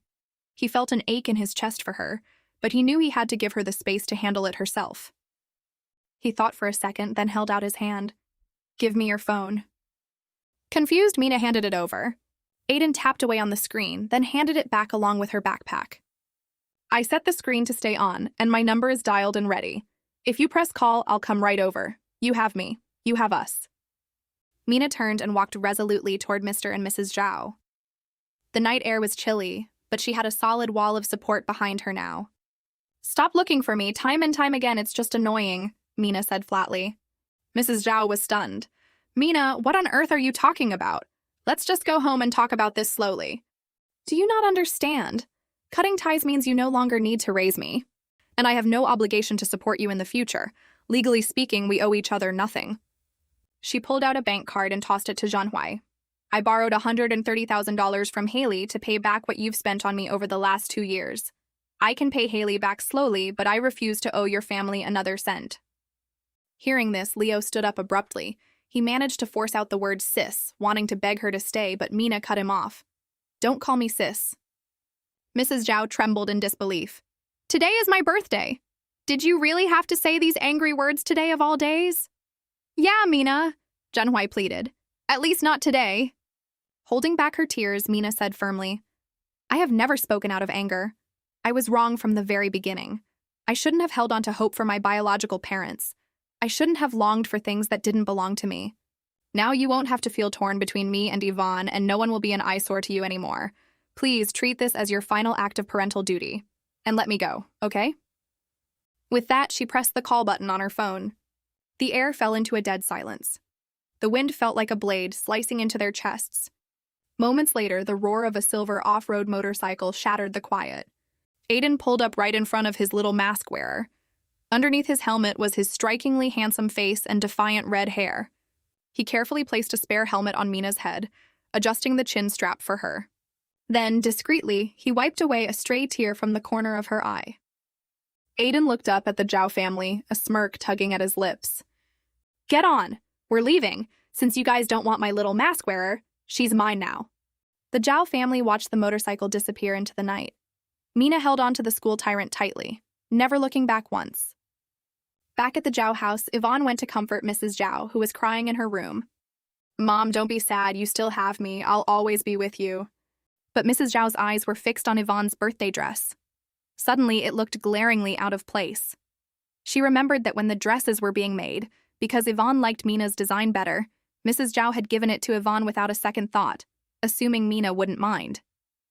Afraid that Yvonne would feel insecure about being adopted, Mrs. Zhao had blindly accommodated her, entirely ignoring Mina's feelings. With her own 2 hands, she had pushed her biological daughter further and further away. After riding for a while, Aiden pulled the motorcycle over to the side of the road. He helped his little mask wearer off, took off her helmet, and naturally smoothed out her messy hair. It's too cold tonight. I just wanted to look cool for a minute. If we keep riding, our fingers will freeze off. Mina stared at the scrapes on Aiden's face. She instinctively reached out and gently touched them. Does it hurt? She asked with concern. Aiden turned his head shyly, acting tough. It's just a scratch. I don't feel a thing. Just then, Blondie pulled up in a car next to them. Haley waved at Mina from the back seat. Mina was pleasantly surprised. How did you bring Haley here? It's a great day for cutting toxic ties and spreading your wings. We have to celebrate with some Korean BBQ. Blondie cheered. The boss told me to go pick up your friend. Get in. Mina's heart felt warm. All the unpleasantness from earlier seemed to vanish. Just as she was about to open the car door, Aiden stopped her. He quickly walked over to the back door, yanked it open, and hauled a boy out. Carter Jong, you sit in the front passenger seat. Carter chuckled. Long time no see, and this is how you treat your old friend? Mina's eyes lit up. Wait, isn't he the second person on the high fortune list? Aiden noticed his little mask wearer staring unblinkingly at Carter. He counted in his head. 1 second, 2 seconds, 3 seconds. He was extremely annoyed. Is Carter even that handsome? My little mask wearer has never stared at me like that. He jealously broke her trance. Your eyesight is awfully good for the middle of the night. He practically shoved her into the car. Hurry up, I'm starving to death. Half an hour later, at the BBQ restaurant. Mina and Carter both spoke at the same time. Oh, it's you! Aiden impatiently flipped through the menu. Little mask wearer, you and Carter know each other? Not really, Mina replied. I took a gig on the forum before and gave him some cello lessons. Aiden's face dropped. So you two already have each other's contact info? Yeah. Aiden moodily started pouring vinegar into a dipping saucer. So you two are quite fated, huh? I guess you could say that. Mina then reached her hand across the table. Client, let's shake on it. Remember to hire me for your future gigs. Carter agreed happily. Mina checked her fortune bonsai excitedly. While it wasn't as much as Aiden's, it was enough to make her thrilled. She kept asking, You've been out sick for so long. Do you need someone to organize your notes, or someone to run errands for your class duties? Blondie silently looked at Aiden's face, which was practically turning green with jealousy. He said a silent prayer for Mina. Finally, Aiden couldn't take it anymore.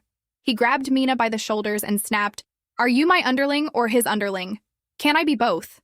No! Aiden exploded in frustration. 2 tigers cannot share 1 mountain, understand? Choose. Carter looked smug. My charisma is just undeniable. Mina did the math in her head. 6% fortune versus 2% fortune. Obviously, I'm picking Aiden's 6%. I guess I'll stick to being your underling then, she said. Aiden's heart instantly settled. His eyes took on an arrogant, domineering gleam.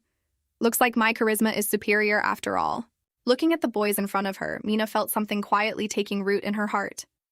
Filling the empty spaces she had carried for so long, and replacing them with a steady, comforting warmth.